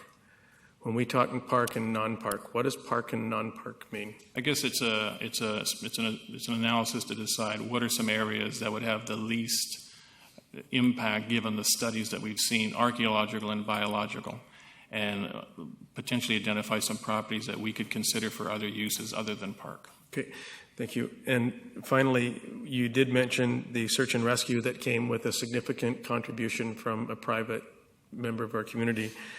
And that request would not impact any of the assessed properties, would it? Because we're talking about existing land that's got some buildings on it, or that they could utilize? I think it could have an impact, yes. So we sent them away and told them that we're going to be doing some review. And how long before we will be able to be in a position to talk to the search and rescue people about what an option might be for them there or not there? Maybe I can answer that, Acting Chair. So what we're hearing generally from council and the communities, they want us to look at some broader aspects of the property, one being the search and rescue. So, and tonight we brought you some options of what we think that would be the next steps. Is definitely going out to the public, looking at the site. We've got the biophysical, we've got the archaeological. If council wants to direct us more specifically on search and rescue on that specific site, we can do that. But we still feel that it's going out generally to the public and looking at it so everyone has an opportunity to review options. looking at the plan, one of the benefits of doing the archaeological and the environmental is that it is significant. There's some significant archaeological and environmental in this on the property. So we're only looking at a few sites that could possibly be, in my view, alternative uses. One would be the existing, the old GNWD offices where the park operations is now, and possibly a couple other areas. But that we're looking for direction from council on how broad you want us to go with it. Our recommendations, we go out with a broad community review of the property, public input. At the same time, we can come back with you and say, if you want it, based on what the community says, here's some other ideas. I'll try not to belabor it, but not to get, if we know that there's only 1, 2, or 3 locations that might fit the search and rescue, based on their criteria as needed and based on our archaeological findings and our environmental study and so on and so forth, I think we need to let them know. I think we need to move in that direction. If we're going out to do analytics and all of that other good stuff on the report that we have, then we're going to take it to public consultation, and then we're going to come back to council, and then we're going to, and before you know it, search and rescue is sitting there wondering if there's ever going to be an opportunity for them to do a new build or not. And I think that we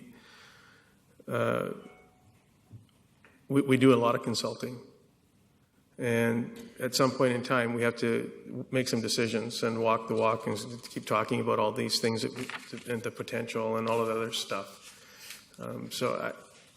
They're bursting at the seams in Harewood. We've heard a report that the Harewood community could use the building that they're in for other purposes and building community and all kinds of things for kids and so forth. So I think there's so many things that are entwined in this report that have impact in a lot of areas. And I'll be supporting all 3 motions so we can get going. Councillor Brennan. Thank you. I share Councillor Beswick's concerns. To be honest, I think search and rescue has been patient. I'm not sure that the report here gives me compelling reasons not to go ahead and carve a piece off of them. But I don't know that, so at least I'm not certain of that. So I need more information from you guys. What exactly on the map, where is it that search and rescue wants to locate? I can't read it. Can you use a pointer? I don't think there's a laser on this, is there? We'd have to kind of just... No, there's nothing. Oh, you don't have... You don't have... It's a little clearer. 77 is better. Yeah, I'm go back looking at it on my Sure. phone.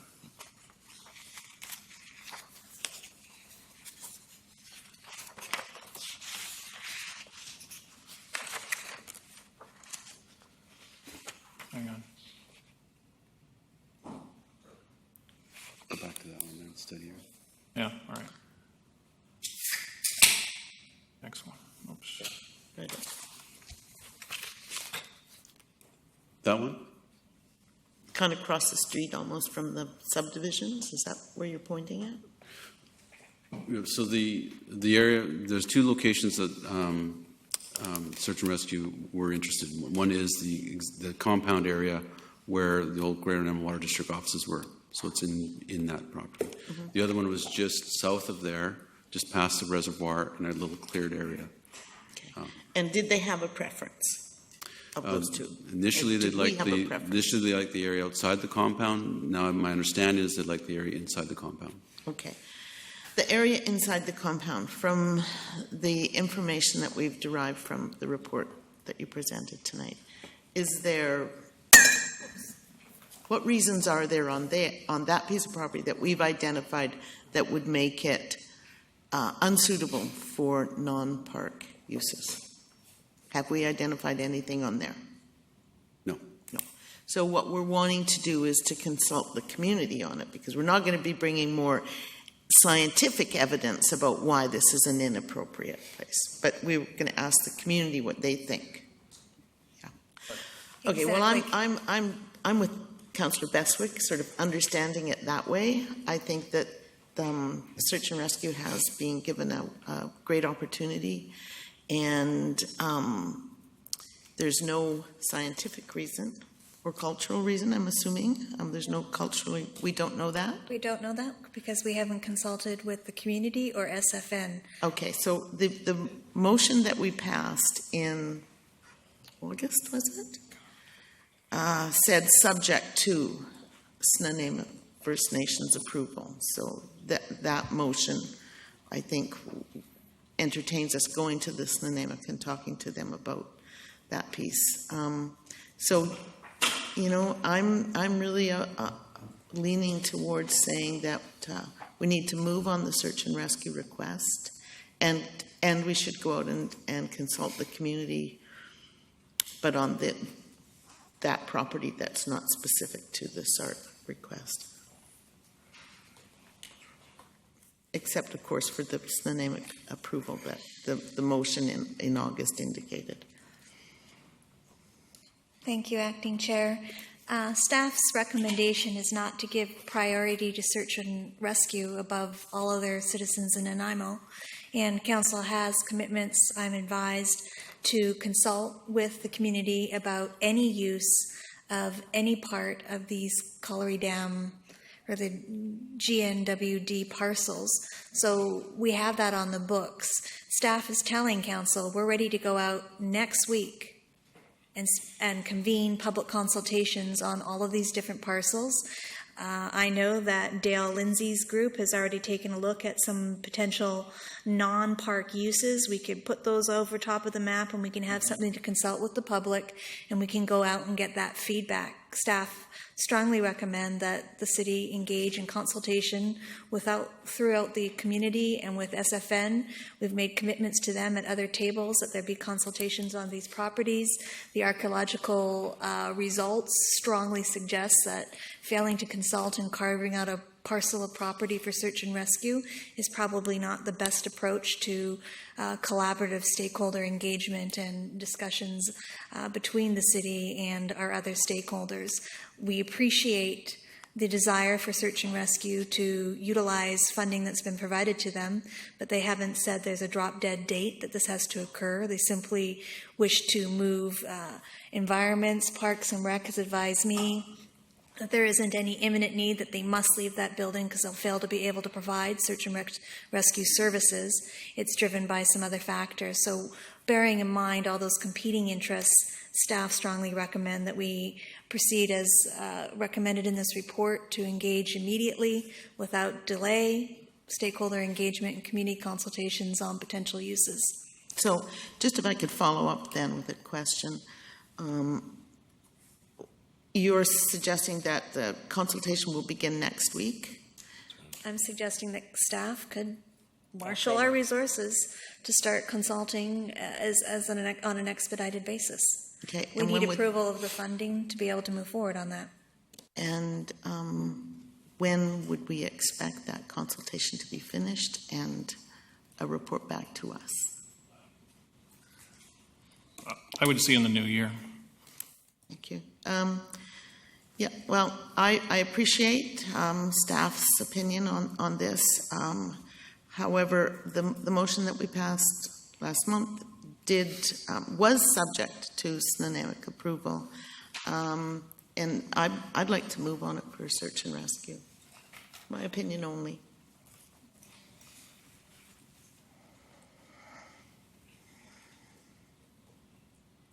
Councillor Yoakum.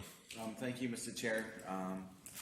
I'd like to thank you, gentlemen, for the report. This is, I find this actually really exciting, seeing how much opportunity there is in a well thought out, balanced future, respecting the environment, respecting the species that you mentioned, and respecting opportunity. I look forward to the progress, whatever outcomes there, through public consultation and whatnot, along with the future of the DND lands. Exciting times for that area to come. But a concern in the report I have presently is the reservoir that's mentioned in your report. It's just because we never know what we're dealing with. It's out of our hands when we're dealing with provincial jurisdiction. So I look forward to, not saying prioritize that, but it'd be nice to get that plan going with, considering our histories of the recent dams.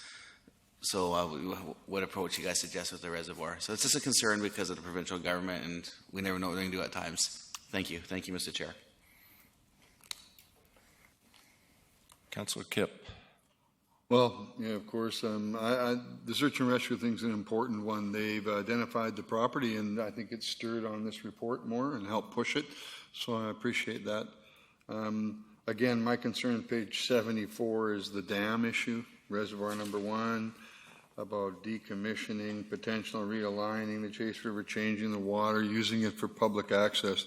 That scares me. And then in there, it also says that we have to consider the downstream flooding or the flooding event. Oh my. I see this in here, and it scares me. I don't trust the provincial government. I don't trust the dam safety branch. I don't trust where we've gone with this. We better get SFN involved real quick. Thank you. But I support going forward with the issues, but like Councillor Brennan, search and rescue looked at that building on the old site, the Greater Nanaimo Water District site, in 2006.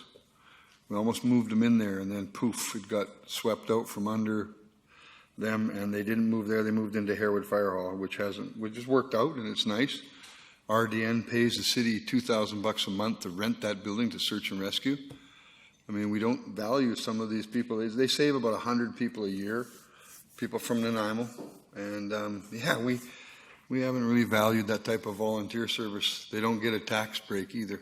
They don't pay taxes on the building. But so from my perspective, this valuation we're using and the things we have to do to help some of these groups is important, especially when we're talking more tourism, more people coming here, more outdoor adventures, more stuff like that. It's important. Search and rescue is hugely important. We need to find them a good home that they can build a building. So, but I appreciate I'll move forward on this. Thank you. And thanks to staff for the report.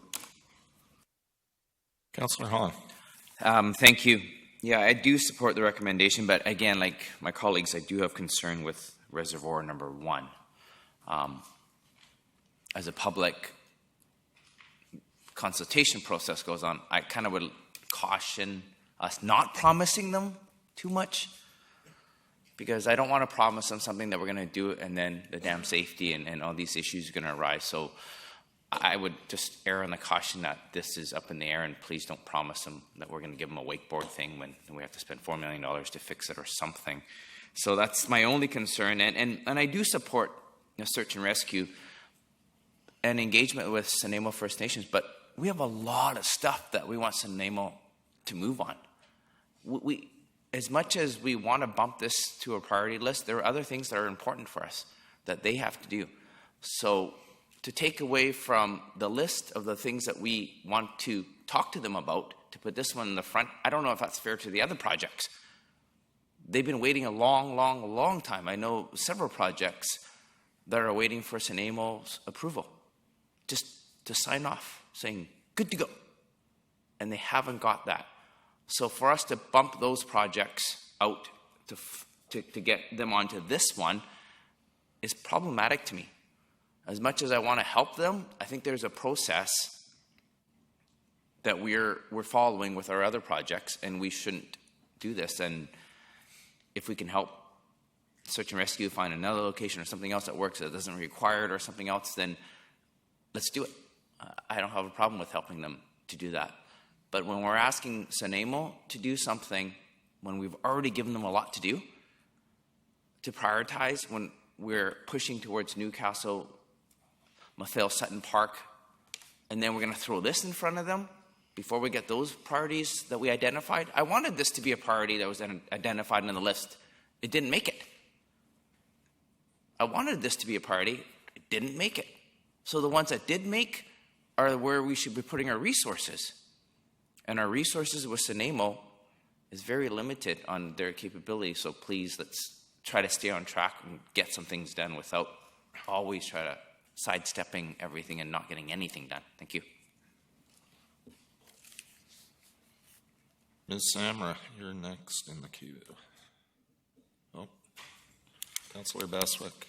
Thank you. Just my last comment. I think that item number 2 clearly defines that direct staff to undertake opportunities assessment on the property to identify portions of the lands that could be considered for park and non-park uses. So identifying the non-park uses will probably be quite simple, in my humble opinion. And if we can advance that portion of what's available and who or potentially available, and we have one, if you will, applicant that might think of that as a place to be for a new build, and we have other options that may be available to them as well. So my only point in all of that with the search and rescue is I don't wish to be sitting here next September, and this isn't directed at staff. This is, I don't want to be sitting here next September discussing search and rescue. I don't want to be here next September. So if search and rescue can be somehow identified as a potential user on a potential non-park site, and great. And if it doesn't work for them, fine. And let's do something else. Because they're not staying in where they are. We all know that. So if we can't find them a place up there, which they've discussed with us 2 months ago, then let's find a place somewhere else. And then all of that is available for non-park or park use, as far as I'm concerned. So I just don't want to be here next September, God forbid, talking about this. Councillor Brennan. Thank you. I just want to say that this is not an attempt to sidestep the Nanaimo Lakes Road property assessment. This view that I have that the search and rescue should be accelerated beyond the rest of the report. This is not a sidestep, given that they appeared before us in August, and we made a motion that said that subject to Snuneymuxw, we asked staff to prepare a concept plan on that very thing. So, in fact, this report has pushed the SART request to the side, not vice versa. Let's sort of try to get our chronology of events right. If staff could tell me whether or not you can accelerate this piece, do the consultation, but accelerate this piece, give it a priority assessment, then I would be happy. But if I can't be assured that there can be some priority assessment of that piece, then I can't support it, because I think that search and rescue, as Councillor Kipp indicated, is really a vital service. And I think we need to push forward on their behalf.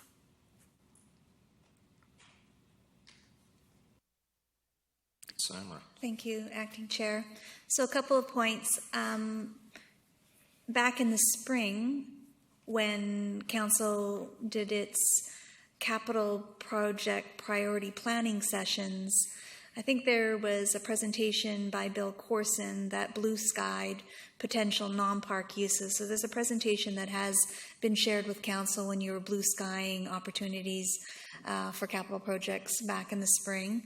So we certainly have those materials available. There's limited ability to have non-park uses given the results of the two studies that were presented to you.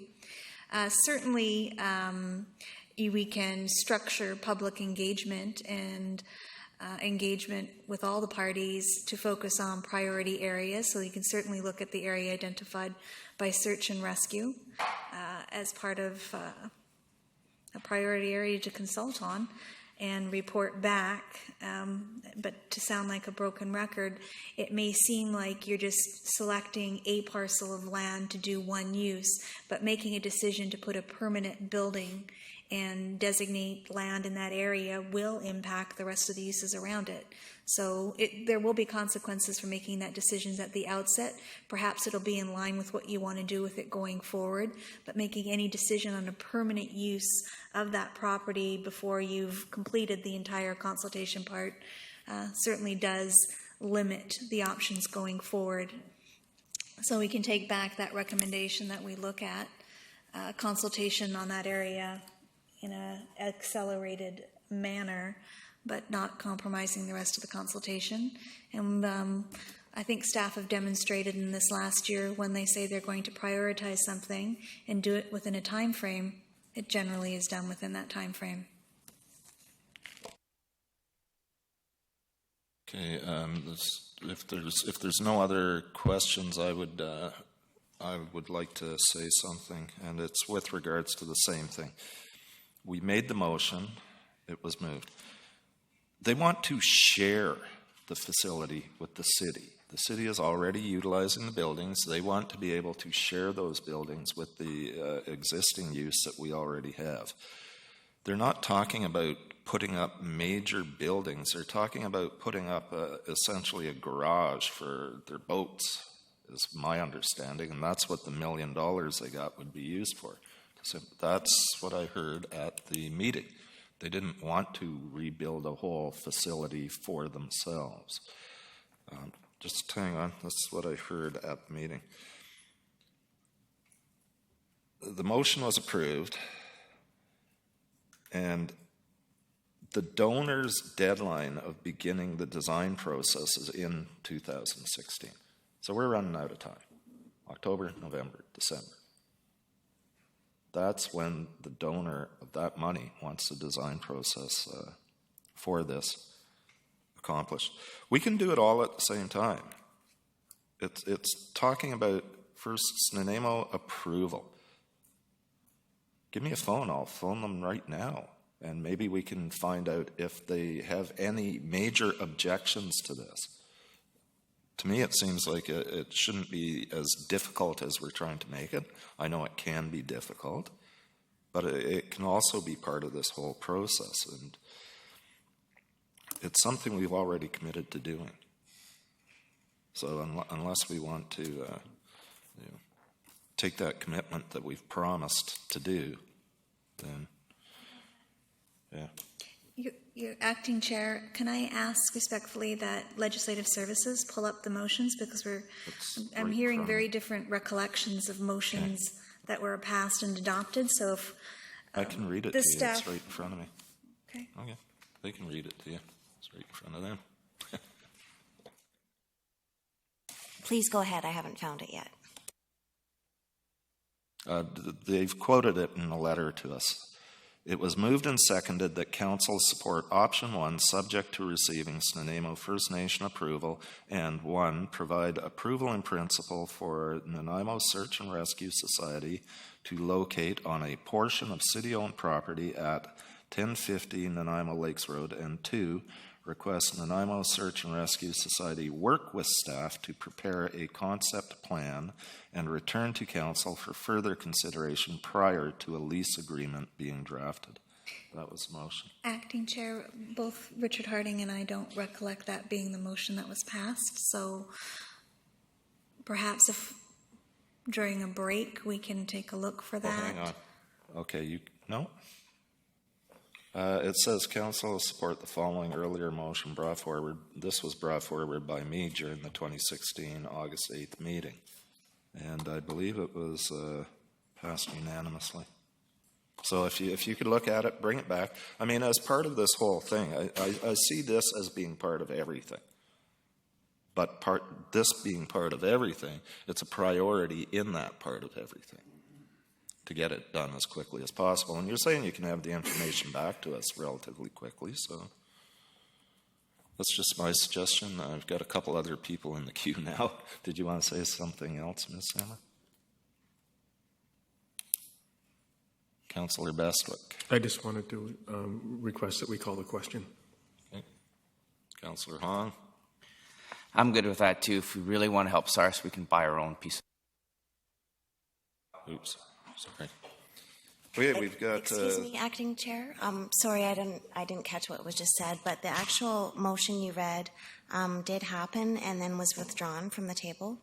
Oh, okay. And then the second motion was withdrawn as well. And the motion that finally was carried unanimously was that council defer a decision on the relocation of Nanaimo Search and Rescue Society for approximately 1 month. And how many months has it been?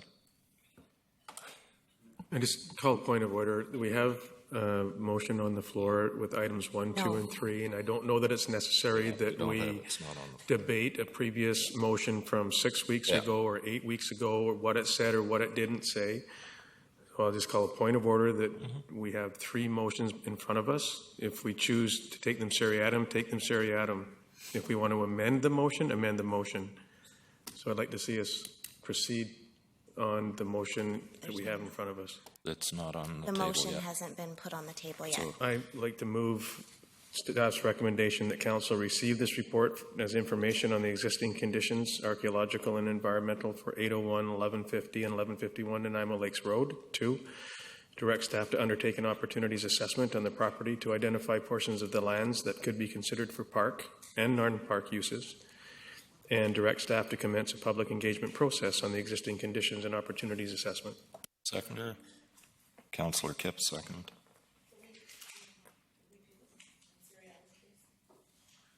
Okie dokie. So number 1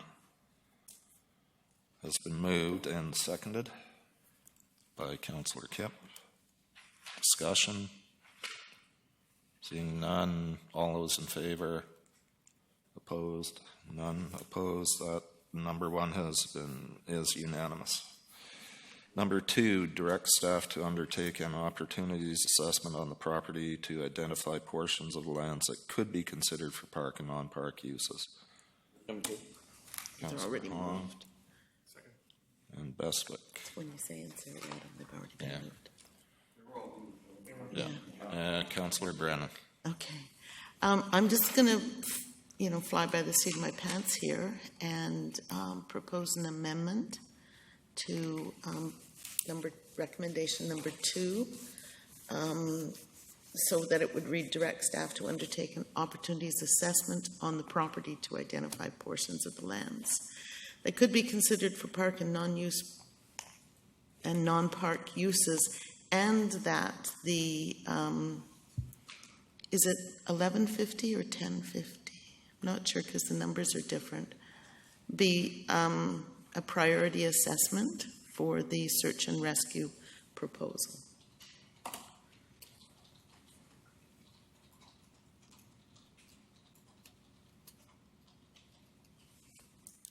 Did staff get that? Do we have a seconder for it?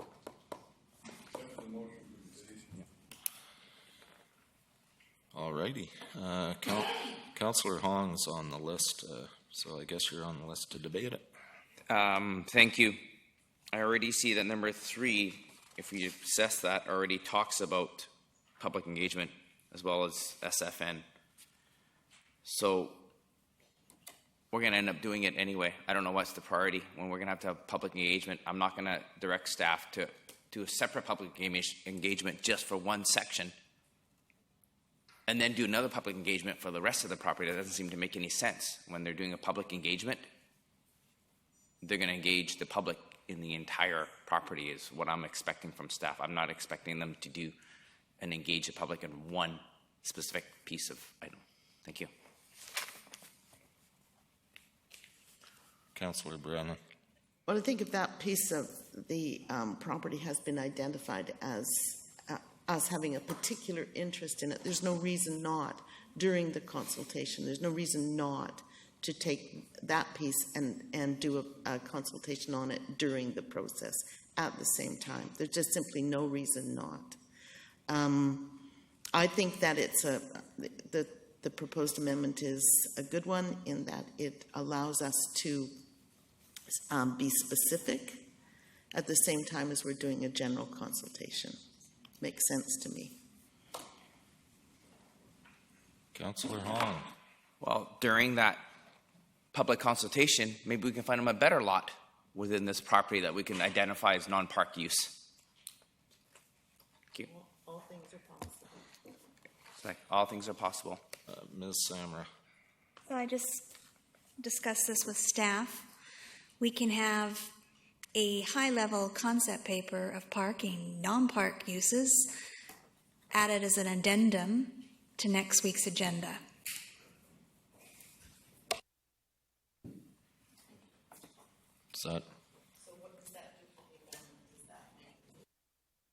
It makes it moot, and it has something on which to go out and start the public engagement. Thank you. I'm satisfied with that.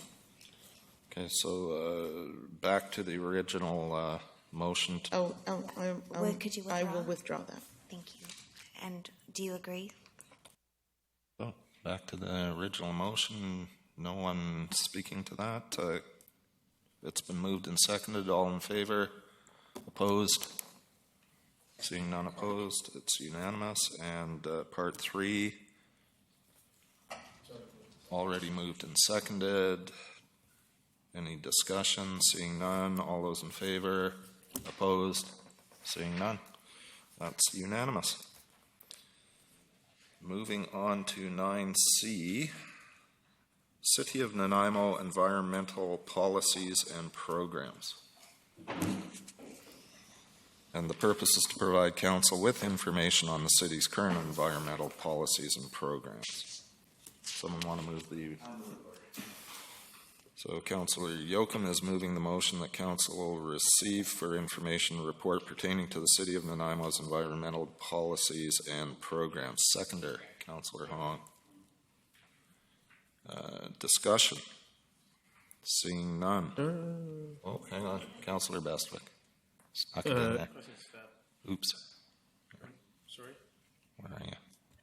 If the chair would like, I can give a bit of an overview and a bit of background and context to the report, particularly attachment 1, which lists all the policies and strategies and programs we have. And it's really just to provide some context and background on where we are right now on a wide range of environmental initiatives the city's done over several years.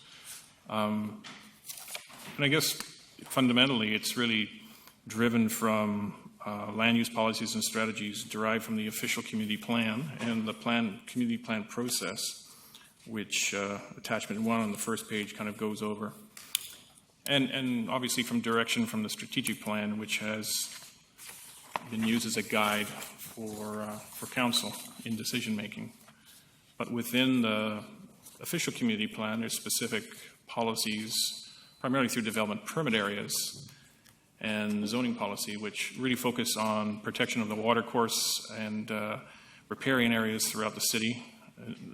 And that particular policy has been around since 1997, but with some recent amendments that have been done partly through the work of ACES and other staff and other departments to review and reinforce many of those guidelines to do more to protect riparian areas, look at restoration opportunities with developers, and protect these sites for not just fish values, but wildlife corridor values for the city. Environmentally sensitive area development permit areas have been around as well since 2006 and really focus on specific rare and specific endangered species and ecosystem sites throughout the city that were originally identified from the provincial sensitive ecosystem inventory from the 1990s and have been built on since that time. And it gives an opportunity for staff in multiple departments to work with the development community to identify and protect these spaces through a number of means in the development process as well as afterwards once it's identified as a park potentially and through other programs that we have in the city.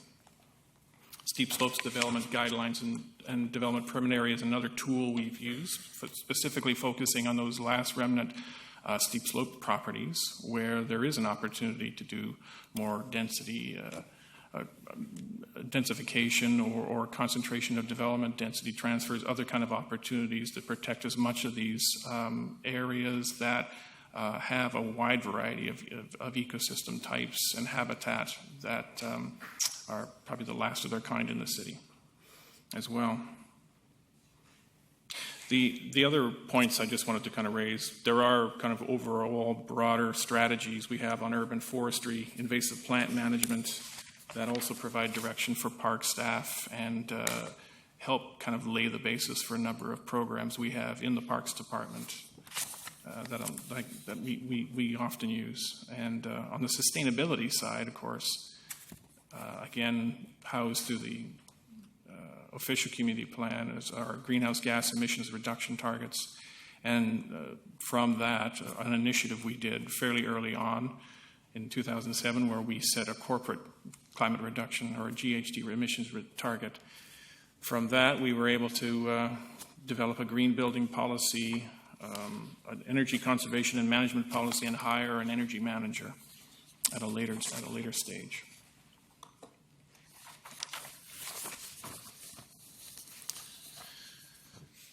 Do you still have any questions, Councillor Bestwick? Yes, I do. Thank you for that, Rod. Or Mr. Lawrence, sorry. I refer to the Leeds green building policy. Are we still, like we have 2 civic buildings with LEED certification. Are we enforcing LEED's criterias? We're following LEED criteria, but not going through the certification step. That was a recommendation as an amendment to the policy at a later stage. At the time, there was concern about the cost of certification and the feeling that the money used for certification could go into the buildings itself. So the amendment was made at that time. And that's overseen through staff who manage that. Thank you. Councillor Hong. Thank you. I just want to point out that one of the strat plan ideas is create greater efficiencies in how we consume energy.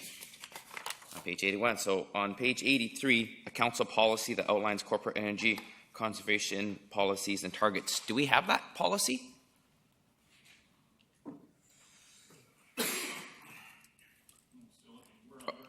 Page 83, last sentence. Oh, the energy conservation and management policy? Yes, we do. And that is managed primarily through the city energy manager. And it was an initiative. I think it was partly pursued through support through BC Hydro and the energy manager at the time. Great. I remember last year we got an annual update about energy spending. Are we going to get one? Yes, I would. Yes, for sure. I would expect that from the energy manager. Great. Thank you.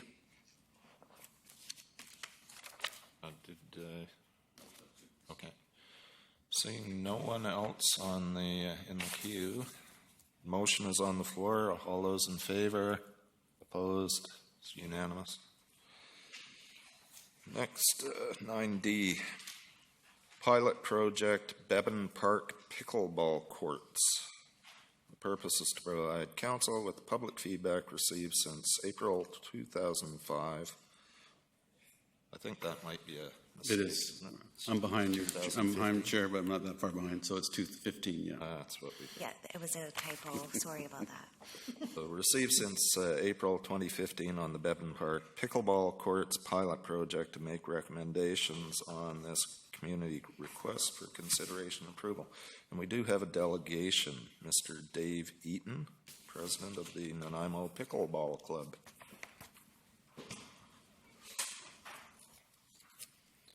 Good evening. Yes, 10 minutes. Good evening, Chair and members of Council.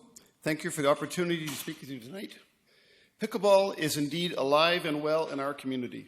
In its 51st year of existence worldwide, the sport we love to play has grown in so many Canadian and U.S. cities in the last few years. It's now considered to be the fastest growing sport in North America, with well over 6,000 players in BC alone. Evidence of this growth can be found right here in Nanaimo, where the beginners' lessons that we teach in conjunction with Parks and Rec at Oliver Woods are filled to capacity, as are the skills and drills training sessions that we offer to our club members. At present, there are now over 20 locations on Vancouver Island where you can play pickleball. The Nanaimo Pickleball Club would like to take this opportunity to thank you for your support of pickleball, as the first ever dedicated outdoor courts on Vancouver Island were created at Bevan Park, opening in April of last year. The initial response, and one that continues today, is this is a fantastic facility, certainly the best outdoor courts on the island. Working with the Parks and Recreation staff, the layout and construction of the courts was exceptionally well done. We have seen steady and often huge numbers of players on the courts, with as many as 30 wanting to play at the same time. Most of the games are doubles, meaning that 8 can play at a time, with all others waiting on the sidelines for their turn. With such good turnout, it's been a nice problem to deal with. Thankfully, most games last about 15 to 20 minutes, so the wait times are usually fairly short unless the group is larger than 12. The Nanaimo Pickleball Club has supported and encouraged our members and others to meet players at Bevan Park each weekday morning at 9:30, as well as at 5 o'clock on Tuesdays and Thursdays. This has worked very well, with groups gathering almost daily, weather permitting. As the game needs at least 4 to play, and as it's also a social time, it's best to have several playing together. What a great way to get people active outdoors and meeting other people. With such a successful second summer at Bevan Park, we're confident that our city can support a further expansion of dedicated pickleball courts. More courts means people who shied away from Bevan Park so far because of the crowds and wait times would have no reason to look elsewhere. Plus would give us a chance to organize special events and tournaments, a big draw for many pickleball players in our area. Even with Bevan Park in operation, Departure Bay and Pioneer Park tennis courts attract lots of pickleball players who choose a secondary option over waiting at Bevan Park. Tennis courts aren't a great option, as the nets are higher than those used by pickleball. After discussing several options and listening to our 128 plus members, we would like to support converting the existing tennis courts at Beaufort Park to pickleball courts as soon as weather permits, in 2017, hopefully. This location brings many positive features to our sport, including good parking, a central location, room to expand as demand grows, and more. This would create an excellent facility where everyone would know that they can play when they arrive, and others will likely be there to join them. We are eager to work with you so that our sport can continue to thrive and grow in Nanaimo, with much-needed opportunities for active seniors and others who love to take part in outdoor physical recreation. We have 2 members who are 80 years of age or older, and many, many more in their 70s. Pickleball may be one of the best examples of active aging we have in our city. To speed up this process, our club may be able to help out financially in a partnership with the city. The amount that we could contribute would be dependent on our finances at the time and the approval of our membership. In addition, if it would help, we would like to offer our time and labor to help convert the courts. Thank you very much again for your support with the Bevan Park pilot project. We hope we can work together to make the next phase happen as soon as possible. And I'd like to ask if any questions or comments on what pickleball has done for Nanaimo so far. Thank you. Councillor Yoakum. So I want to say thank you for the report and driving through Bevan there. I'm looking forward to stopping and checking out. It looks interesting, and when we get down to it, I definitely look forward to supporting the request here from the staff. But the question I would have though is, do you guys have like tournaments? Is there like a provincial championship, islands, and those type of events? Yes, we do. We have 2 tournaments of our own each year now, one in June and one in usually late August, early September. Plus there's tournaments in Chemainus, Parksville, awesome. Victoria, Duncan, and there's provincial, there's BC 55 plus games, there's national and US tournaments as well. Awesome. Councillor Hong. Thank you. So with your tournaments, what do they draw? How often are they here? Like how long do they last? Kind of details. Okay. Our main tournament in June was on a Saturday and Sunday. We had just over, I think about 106 or 110 players. Actually, of those players, almost 2/3 were from outside of Nanaimo. They came from as far away as Edmonton, Bellingham, the Okanagan, all over Vancouver Island. And the one we do in August, we only have 64 players because we're limited to 1 day. But we would have a lot more if we had the time. So. Great, thank you. Just to let you know that there's funding from the Hotel Association. Thank you. We took advantage of that this year. Excellent. And Good job. Worked out very well. Helped us keep our costs down. Thank you. Excellent. Seeing no one else, there's a motion on the floor. It comes in 2 parts. One, to maintain the 2 pickleball courts. Oh, sorry. Motion to receive the delegation.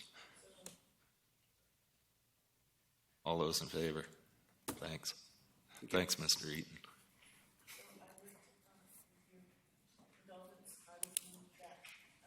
Recommendation, which is that council maintain the 2 pickleball courts at Bevan Park and establish 6 new pickleball courts at Beaufort Park in future capital improvements to the existing courts. Any discussion? Councillor Bestwick. Seconder? Gotta have a seconder. Yeah. Could we have a seconder? I'll second. Thank Sorry. you. Question to staff, please. Maintain the 2 pickleball courts at Bevan Park. That, I assume that that's just repair and maintenance, like it's not a major undertaking, it's already there, so it's not a... The initial test was, would it work there? Was it realistic to keep it there or convert it back to tennis courts? So our recommendation after a year and a bit now, we're keeping it there. So that's, rather than taking it out, we recommend keeping those 2 courts there. Thank you. And then my second question is to establish the 6 new pickleball courts at Beaufort in future capital improvements. What does that mean? What does that look like in future? Is that for the 2017 outdoor season per se? Is that what it means? So currently we have it in the draft 217 capital improvements. So, and that is $150,000? Yeah, it's a little less than that, but it's in that ballpark. And that would, if I may, and that will allow us to have 6 fully functioning, as good as you can get pickleball courts. That's correct. We'll also add a few other amenities there, some basketball hoops and things like that. So it's a rebuild of that court. So the Beaufort courts are definitely just similar to Bevan and Bowen needed redoing. The Beaufort courts are in need of redoing. So in doing that, we'd also be able to add the pickleball courts while we're resurfacing and refencing. Thank you. And so just finally, just for my clarification, so by virtue of approving this recommendation, there will be 6 new pickleball courts at Beaufort in May of 2017. Yes, council still have to approve the budget as we give the capital budget to you, but this is the first step in. Yes. The finance director would be upset if I just said we approved it right now without going to the capital budget. If we approve this though tonight for the amount as stated in the report, does that not automatically go into our 2017 budget? So we approve it tonight, but then if we don't approve our budget until the provincial mandate of May 13th or 15th or whatever that date is, then we can't get to work on these pickleball courts for 2017. That's correct, unless we typically, though, as council knows, we'll bring an early approval list to you of projects that we believe would like to get going on early, so we'll have that. Okay. This could be one of them, but if council want to make the motion to approve it, you can do that. It would definitely be in the. So my notion right now is by approving these 2 staff recommendations, is that we are proceeding, not we're going to proceed after the budget deliberations. But I'm hearing that we approve it here, and then obviously we have to approve the financial plan, the 5-year plan, which is 2017. You'll still need, in the way it's written right now, Council Bestwick, you'd still need to approve the capital plan to do it. If you want, you'd have to change the motion to say to allocate $150,000 in the 2017 capital budget for this, so we proceed with it. So I'm asking, should there be a stronger number 2? If council 100% wants to get this done and start, then you'd have to say that it would be approved. So could I suggest that establish 6 new pickleball courts at Beaufort Park in 2017? And allocate $150,000. I don't think the numbers, the scope sheet I don't have it in front of me, but up to $150,000. In the amount of up to $150,000. So I would like to present that as an amendment to this, that we establish 6 new pickleball courts at Beaufort Park for 2017 up to a maximum of $150,000. I would second that amendment. Okay, speaking on the amendment. Councillor Hahn. Thank you. We were going to spend $150,000 on that anyway? Is that what you're saying? We're going to fix it up to be tennis courts? It's in our plan to update the courts. In working with, and I must. Oops. Sorry. I must say, working with the Pickleball Association has been they've been very good in working with us and looking at sites. They'd had a number of sites that they would like to have looked at. We showed this one to them that we're updating these ones anyway. How would this work? And they've been very amenable with us. So that's why we added the actual layout of the courts to this project. So if the pickleball people didn't come, what would that cost have been? About the same. There's just some extra line work, extra posts for the extra courts, but it would still cost that much. Most of the work is redoing. It's past its age. We have to redo the asphalt and redo the fencing and other parts of it. So. And have we consulted with the tennis people? Those courts aren't being used right now because of the condition they're in, but we have not on that. What we have on the Bevan one, and one of the reasons we're saying not to expand more at Bevan is tennis have definitely indicated, they want to keep those courts. Thank you. 24 courts in the tennis court. Councillor Kitt. No, just. Call the question. Seeing no one else, vote on the amendment. All in favor? That's unanimous. And seeing no one else in the queue, vote on the motion.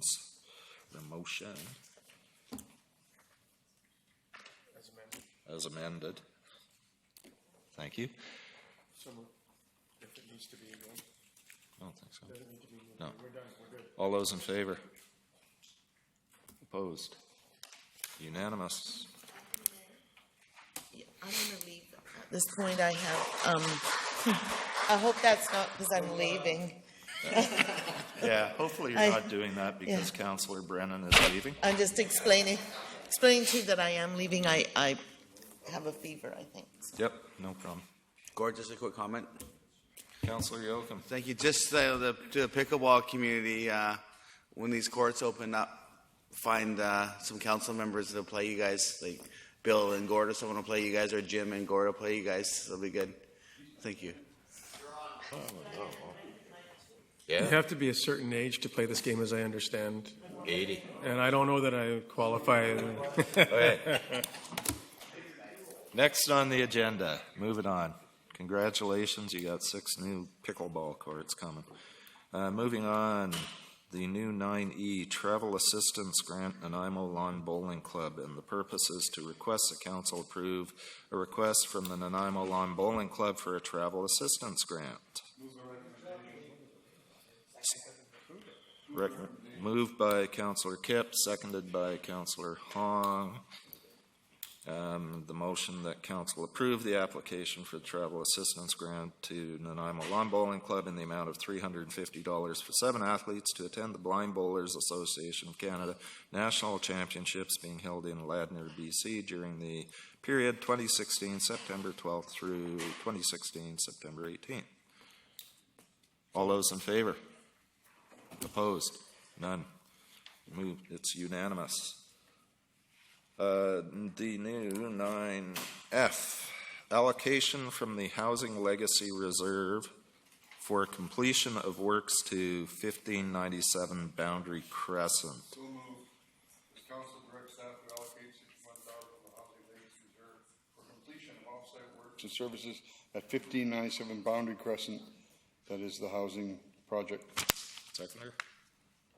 I'll second that. Councillor Bestwick. And discussion, Councillor Bestwick. This allocation of money is coming from the Housing Legacy Reserve. If I recall, did we not waive all of the works and services at this corner project site?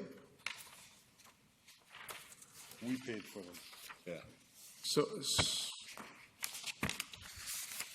this, we're just increasing our contribution? That's Mr. Lindsay. Thank you, Mr. Chairman. Just to confirm, under the agreement on all of these projects, the city agreed to cover the frontage works and service services for these projects. So this is specifically an increase in the budget to allow for that to happen on this boundary project. Thank you. Now, would that include sidewalks? That was for 2018. Mr. Chairman, it does in this case include sidewalks, road paving, and parking lot improvements. Thank you. And the reason that I asked that question is because if you proceed west, up Dufferin, I guess it is? Yes. And we've had requests for the uneven and difficult topography there to traverse if you're aging or elderly or in, because there's a disconnect there. It would seem to me to be, because of the development on that corner, because of the improvements, because of all of those things, that it would make sense while if we are doing other works and services, to contemplate completing that sidewalk going west, because it's in our wheelhouse, so to speak, to do earlier than 2019 now, as I understand.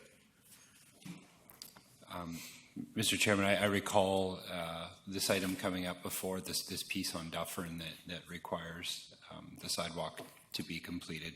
I believe it is in your 5-year capital plan. I'd have to confirm that with Public Works, but we could get back to you on that.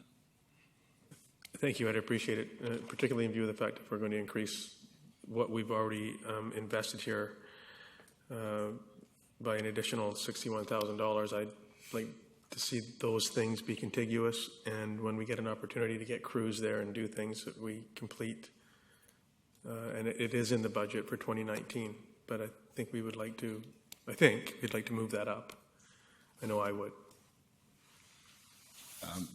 Mr. Chairman, I hesitate to speak for the Engineering and Public Works Department, but it's certainly something that could be contemplated as part of your budget deliberations coming up for 2017.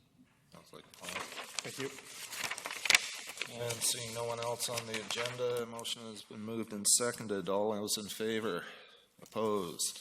Unanimous. Moving to item 10 on the agenda, notice of motion. Councillor Kipp. Yeah, thank you. I was contacted by the Senior B lacrosse team about this the other day, and actually I would like to make this a motion versus a notice of motion, because I believe staff is involved in it. And what it is about bringing the Senior B Canadian Championships, the Timber won a bid for 2018. I typed it wrong in my thing. I realized I'd put 16, which is pretty close. And what it would be to ask staff to prepare and facilitate the scheduling adjustments to meet the arena availability should the Timbermen be successful in their bid to host, and assist the team with information on sports events, funding opportunities, and assist with proposal for the tournament. As you know, on our last page of our agenda today in communication, the President, Sean Swanson, wrote in about it. And the last time Nanaimo hosted this was back in 1989. And it's a tremendous event. I attended the last one that I've been to in 2013 back in Quebec. And there's teams represented across Canada, really a national tournament. Typically 8 teams, 2 First Nations teams, 1 from upstate New York, and particularly 1 from Ontario, and Quebec, Ontario, the Maritimes, Alberta, BC participate, and the Senior B needs the assistance. None of the scheduling would change if they're not successful in their bid, but it would only be that. And if staff isn't, I know this was supposed to go prior to Parks and Rec, our former Parks and Rec, and now it's been moved to here. So I'd like to make this as a motion that we assist with it and prepare that. So I need a seconder for that. Moved by Councillor Kipp, seconded by Councillor Bestwick. Councillor Bestwick. I would just like to ask Councillor Kipp, are you making all 3 motions? Yes. Did you add to that? No. No? Okay, thank you. Thank you. Seeing no further discussion, all those in favor? Opposed? Unanimous. There's a lot of unanimous tonight. Other business, orange shirts. Yes, I'm just going to take a second here just to pull up something on my screen so I can talk about it. If you bear with me for 1 second here. As I move through my little computer pad.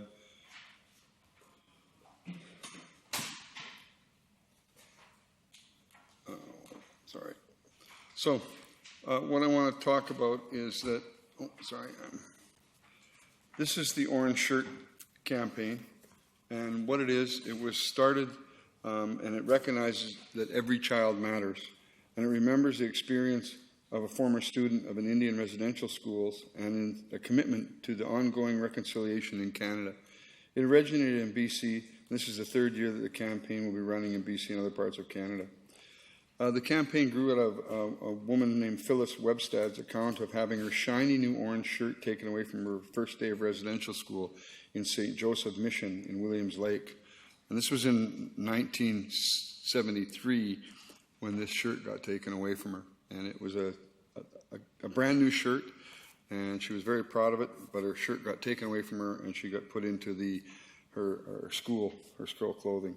So what this does is it recognizes all of the people who have suffered and bringing it to the forefront. And so I will say I will get some more of these shirts for council. This is the Nanaimo Youth Services drawing of this, and I wanted to say that we need to recognize this, and it's a phenomenal matter, and of course with our reconciliation that's going on in Canada right now, it's important. So September 30th is recognized as Orange Shirt Day. Not to be confused with Every Life Matters, but Every Child Matters in this point. So thank you. Thank you, Councillor Kipp. And as you mentioned, the Nanaimo Youth Services Association and other agencies in town will be supporting that campaign, if I'm not mistaken. I just want to remind people, too, in 1996 is when residential schools finished. It wasn't like it was 100 years ago. No. It's in my lifetime. Yeah. I knew friends that were affected by it. So. Question period. Actually, sorry, Acting Chair. There was another item of business that Councillor Yoakum had brought up earlier that I would just like to address kind of now because it was to do with the possible reconsideration of a motion that happened at the last council meeting. But in discussions with the new city clerk and staff, reconsideration isn't necessary because it was just an information report. So we just received it for information, or you folks received it for information. But what we can do, if Councillor Yoakum would like to move, that council directs staff to place the report titled Property Maintenance for Industrial Property, which was previously received for information at the 2016 September 19th council meeting to the 2016 October 3rd council meeting. We could do that, so we could bring the report back to the next council meeting for you to do again. So would you like to move that? Second. Seconded by Councillor Kipp. Discussion. Seeing none, all those in favor? Another unanimous. Question period. Seeing none. Motion to adjourn. Well, we've still got correspondence. It's not related to a report on council. It's a letter from Mr. Sean Swanson, General Manager, Nanaimo, Senior B Timberman, requesting support for available floor time at Nanaimo Ice Center. Move Number receipt. 1. Move receipt. Seconded. All those in favor? One more thing, Acting Chair. You did say that you were adding the core services and or at question period, so I'm not sure if you want to address that now, just in case. Yeah, if anybody wants to come up and talk about core services, I kind of said they could do it at question period, so. Seeing nobody. Motion to adjourn? And seconded. All those in favor? Done deal.